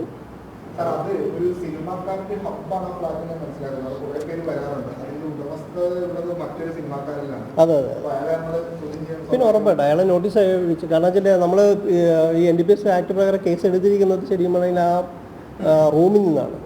ശരിക്കും അങ്ങനെ ഒരു താവളം ഇതുപോലെ ഉപയോഗിക്കാനായിട്ടൊരു താവളം കൊടുക്കുന്നവരെ NDPS ആക്ട് പ്രകാരം കുറ്റകരമാണ്.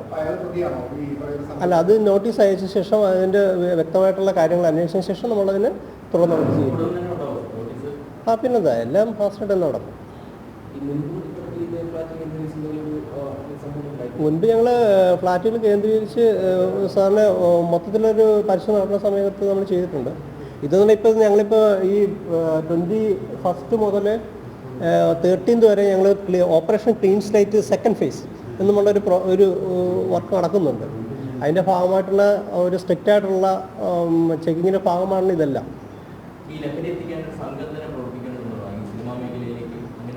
ഒരു സംഘമായിട്ടുണ്ടാകുന്ന ചാൻസ് കുറവായിരിക്കും. കാരണം അങ്ങനെ സംഘമായിട്ടുണ്ടെങ്കിൽ ആ ഒരൊറ്റ സംഘത്തെ പിടിച്ചു കഴിഞ്ഞാൽ ഇത് മൊത്തം നിന്ന് പോകില്ലേ. അതിനുള്ള സാധ്യത എനിക്ക് തോന്നുന്നില്ല. കാരണം വെച്ചാൽ പലരും പല ആൾക്കാരായിട്ടായിരിക്കും ഡീൽ ചെയ്യുന്നത്. കാരണം വെച്ചാൽ ഒരു സംഘമാണെങ്കിൽ അത് ആ സംഘത്തെ മാത്രം എടുത്തു കഴിയുമ്പോൾ പിന്നെ ഇത് മൊത്തം റാഡിക്കേറ്റ് ചെയ്യാൻ പറ്റുമെന്ന്. പക്ഷേ അതങ്ങനെ സംഘമല്ല എന്നുള്ളതാണ് എൻ്റെ ഒരു പേഴ്സണാണ് ചെയ്യുന്നതെന്ന് എനിക്ക് തോന്നുന്നു. എന്താ കേട്ടില്ല? സിനിമ സെറ്റുകളിൽ ലഹരി പരിശോധന എല്ലാ സിനിമാക്കാരും ലഹരി ഉപയോഗിക്കുന്ന ആൾക്കാരല്ലല്ലോ, അല്ല ലഹരിക്ക് സപ്പോർട്ട് ചെയ്യുന്ന ആൾക്കാരല്ല. അല്ലെ ഇപ്പോൾ അടുത്ത ദിവസം ഒരു സിനിമ മേഖലയിലുള്ള ആൾക്കാരായിട്ട് ഒരു ഡി അഡിക്ഷനുമായിട്ട് ബന്ധപ്പെട്ടൊരു സൗഹൃദ ഫുട്ബോൾ മത്സരം വരെ നടക്കാൻ തീരുമാനിച്ചിട്ടുണ്ട്. അപ്പം എല്ലാ സിനിമാക്കാരും ഇതിൻ്റെ വക്താക്കളല്ല. അതിൽ കുറച്ച് ആൾക്കാർ ഇതിനു വേണ്ടി അവരുടെ സമയവും എല്ലാം ഉപയോഗിക്കുന്നു എന്നുള്ളതല്ലാതെ എല്ലാവരും നമുക്കങ്ങനെ പറയാൻ പറ്റും. അതുകൊണ്ട് ഇൻഫർമേഷൻസ് കിട്ടുവാണെങ്കിൽ നമ്മളെല്ലാം എല്ലായിടത്തും പരിശോധിക്കും. അത് ഞങ്ങൾ വളരെ ശ്രദ്ധിച്ചാണ് കൈകാര്യം ചെയ്യുന്നത്. കാരണം കിട്ടുന്ന ഇൻഫർമേഷന് വളരെ നോക്കും, വളരെ നല്ല രീതിയിൽ നോക്കിയിട്ട് അത് കറക്റ്റാണ് എന്ന് ബോധ്യം വന്നാൽ നമ്മൾ ചെയ്യുന്നത്. ലൊക്കേഷൻ പരിശോധിച്ചാൽ ഞങ്ങൾക്കൊരു വെല്ലുവിളിയില്ല. ഞങ്ങൾക്ക് NDPS ഇല്ല ആ ഒരു സംഘടന നമുക്ക് എതിർപ്പ്. ഇവരൊക്കെ നമുക്ക് സപ്പോർട്ടാണ്. ആക്ച്വലി സിനിമാ സംഘടനകളൊക്കെ ആക്ച്വലി സപ്പോർട്ട് തന്നെയാണ്. കാരണം ഒരു വെല്ലുവിളിയും ഇതുവരെ ഉണ്ടായിട്ടില്ല.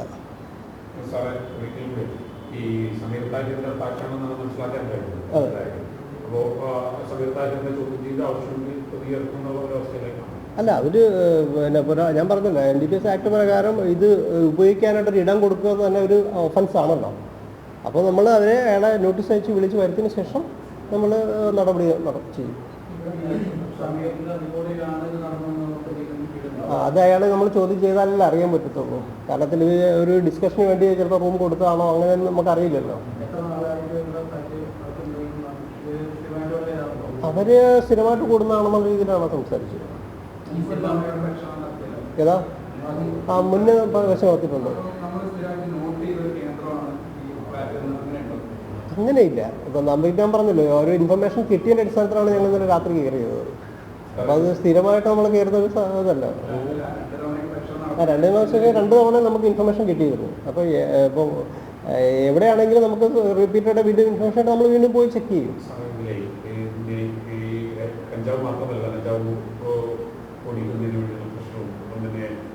വലിക്കുന്ന ബോങ്ങും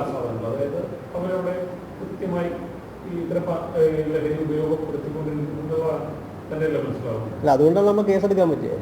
കാരണം അവിടുന്ന് ഒരു ഹൈബ്രിഡ് കഞ്ചാവും കിട്ടി, ബോങ്ങും പിന്നെ അത് ക്രഷ് ചെയ്യുന്ന മെഷീൻ വരെയും കിട്ടിയിരുന്നു. അപ്പോൾ അതുകൊണ്ട് നമുക്ക് NDPS കേസ് എടുക്കാനായിട്ട് സാധിച്ചു. അതിൻ്റെ ഒരു തൊണ്ടിയോടുകൂടി നമുക്ക് പിടിക്കാനായിട്ട് സാധിച്ചില്ല. ഇനി ഫർദറായിട്ട് ഇനി മറ്റു കാര്യങ്ങളൊക്കെ ഉണ്ടാകും. കാരണം ബോങ് എവിടെ നിന്ന് വാങ്ങിച്ചു, ആ ബോങ് എവിടെ നിന്നാണ് ഇത് സപ്ലൈ ചെയ്യുന്നത്, അതൊക്കെ ഞങ്ങളുടെ അന്വേഷണത്തിൻ്റെ ഭാഗമായിട്ട് വരും. അത് സീസ് ചെയ്യപ്പെടും. ഇനി അത് എവിടെ നിന്ന് ഏത് കടകളിൽ നിന്നാണ് വിൽക്കുന്നത് അതൊക്കെ നമ്മൾ സീസ് ചെയ്യപ്പെടും. ഓക്കെ അല്ലേ? Thank you Tom. Thank you.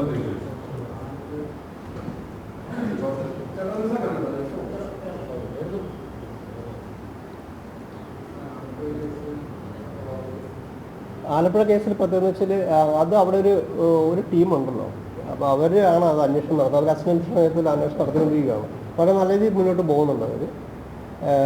നമ്മളിപ്പം ഇതുമായിട്ട് കണക്റ്റഡ് ആണെങ്കിൽ നമ്മൾ ഇൻഫർമേഷൻസ് അങ്ങോട്ടും ഇങ്ങോട്ട് ഷെയർ ചെയ്യും. അതങ്ങനെയാണ് ഡിപ്പാർട്ട്മെൻറ്റിൽ അല്ലെങ്കിൽ പോലീസാണെങ്കിൽ എക്സൈസ് അങ്ങനെ ചെയ്യാറുണ്ട്. നമ്മൾ ഏതാ അവരുടെ തെളിവെടുപ്പ് ഇവിടെ ഉണ്ടായിരുന്നു. ഏതാ ഇല്ല, അതുമായിട്ട് ബന്ധപ്പെട്ട് നമുക്ക് ലീഡും തന്നില്ല. ലീഡുണ്ടായിരുന്നു നമുക്ക് നേരിട്ട് വിളിച്ചത് അറിയിക്കുമായിരുന്നു. നമ്മളപ്പോൾ അത് ഞാൻ ചെയ്യും.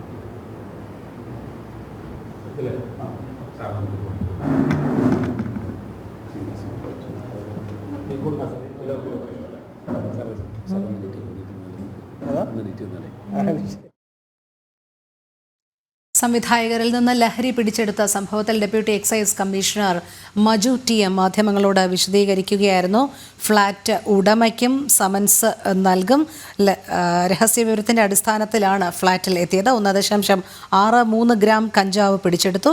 ഈ മാസം 21 മുതൽ 30 വരെ പ്രത്യേക പരിശോധന നടക്കുന്നുണ്ട്. എല്ലാ സിനിമാക്കാരും ലഹരിയുടെ വക്താക്കളല്ല എന്നും അദ്ദേഹം പറഞ്ഞു. പക്ഷേ വിവരങ്ങൾ സൂക്ഷ്മമായി പരിശോധിച്ചാണ് നടപടി എന്നുള്ളതും ഡെപ്യൂട്ടി എക്സൈസ് കമ്മീഷണർ വ്യക്തമാക്കി.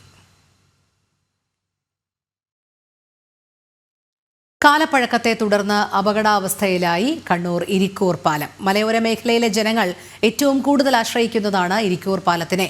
പാലത്തിന്റെ അറ്റകുറ്റപ്പണി എത്രയും പെട്ടെന്ന് നടത്തണമെന്നും അല്ലെങ്കിൽ കാലവർഷമാകുമ്പോഴേക്കും പാലത്തിന്റെ അവസ്ഥ കൂടുതൽ ശോചനീയമാകുമെന്നും നാട്ടുകാർ ഒന്നടങ്കം പറയുന്നു. അരനൂറ്റാണ്ടിലേറെ പഴക്കമുണ്ട് ഇരിക്കൂർ പാലത്തിന്. കാലപ്പഴക്കത്തെ തുടർന്ന് പാലത്തിന്റെ മുകളിൽ പലയിടത്തും റോഡ് തകർന്നിട്ടുണ്ട്. അപകടാവസ്ഥയിലായ പാലത്തിൽ കൂടി അമിതഭാരം കയറ്റിയ വാഹനങ്ങൾക്ക് നിരോധനമേർപ്പെടുത്തി സ്ഥാപിച്ച ഹൈറ്റ് ഗേജ് കഴിഞ്ഞ വർഷം വാഹനമിടിച്ച് തകർന്നിരുന്നു. നിയന്ത്രണമില്ലാതായതോടെ എല്ലാത്തരം വാഹനങ്ങളും പാലത്തിലൂടെ കടന്നു പോകുന്നുണ്ട്. ഭാരം കയറ്റിയ വാഹനങ്ങൾ പോകുമ്പോൾ പാലത്തിന് വിറയലും അനുഭവപ്പെടുന്നു. ഇപ്പോൾ വാഹനങ്ങൾ സഞ്ചരിക്കുമ്പോഴൊക്കെ കുലുക്കം ശരിക്കും പ്രകടമായിട്ട് അനുഭവപ്പെടാറുണ്ട്. ഈ നിയോജകമണ്ഡലത്തിൻ്റെ സമീപത്തുള്ള മറ്റു സ്ഥലങ്ങളിലൊക്കെ ഇരിക്കൂർ വളവട്ടണം പുഴക്ക് കുറുകെ നിരവധി പാലങ്ങൾ വന്നിട്ടും ഇരിക്കൂർ മണ്ഡലത്തിനോട് മാത്രം അധികൃതർക്ക് എന്താണ് ഇങ്ങനെ ഒരു അനാസ്ഥ കാണിക്കുന്നത് ചോദിക്കുകയാണ്. ഇതേ അവസ്ഥ തുടരുകയാണെങ്കിൽ ഇരിക്കൂർ പാലം സംരക്ഷിക്കാനും പുതിയ പാലം നിർമ്മിക്കാനും വേണ്ടി ഒരു പ്രക്ഷോഭത്തിന് വേണ്ടി BJP തയ്യാറെടുക്കേണ്ടി വരും. പുതിയ പാലം നിർമ്മിക്കാൻ അടിയന്തര നടപടി സ്വീകരിക്കണമെന്നാണ് നാട്ടുകാരുടെ ആവശ്യം. പാലം അപകടാവസ്ഥയിലായതോടെ യാത്രക്കാർ ഭീതിയോടെയാണ് ഇതുവഴി പോകുന്നത്. പുതിയ പാലം വേണമെന്ന് പലതവണ ആവശ്യപ്പെട്ടിട്ടും പരിഗണിക്കാത്ത സർക്കാരിനെതിരെ ശക്തമായ പ്രതിഷേധ പരിപാടികൾ ആരംഭിക്കാനാണ് BJPയുടെ തീരുമാനം. ജനം, കണ്ണൂർ. ജനം കുടുംബാംഗമായ ഗോപികയുടെ പിറന്നാൾ ദിനമാണ് ഇന്ന്. ഗോപിക നമ്മുടെ പ്രൊഡ്യൂസറും സബ് എഡിറ്ററും ഒക്കെയാണ്. ഗോപിക, എല്ലാവിധ ഭാവുകങ്ങളും പിറന്നാൾ ദിനത്തിൽ. Happy birthday dear Gopika.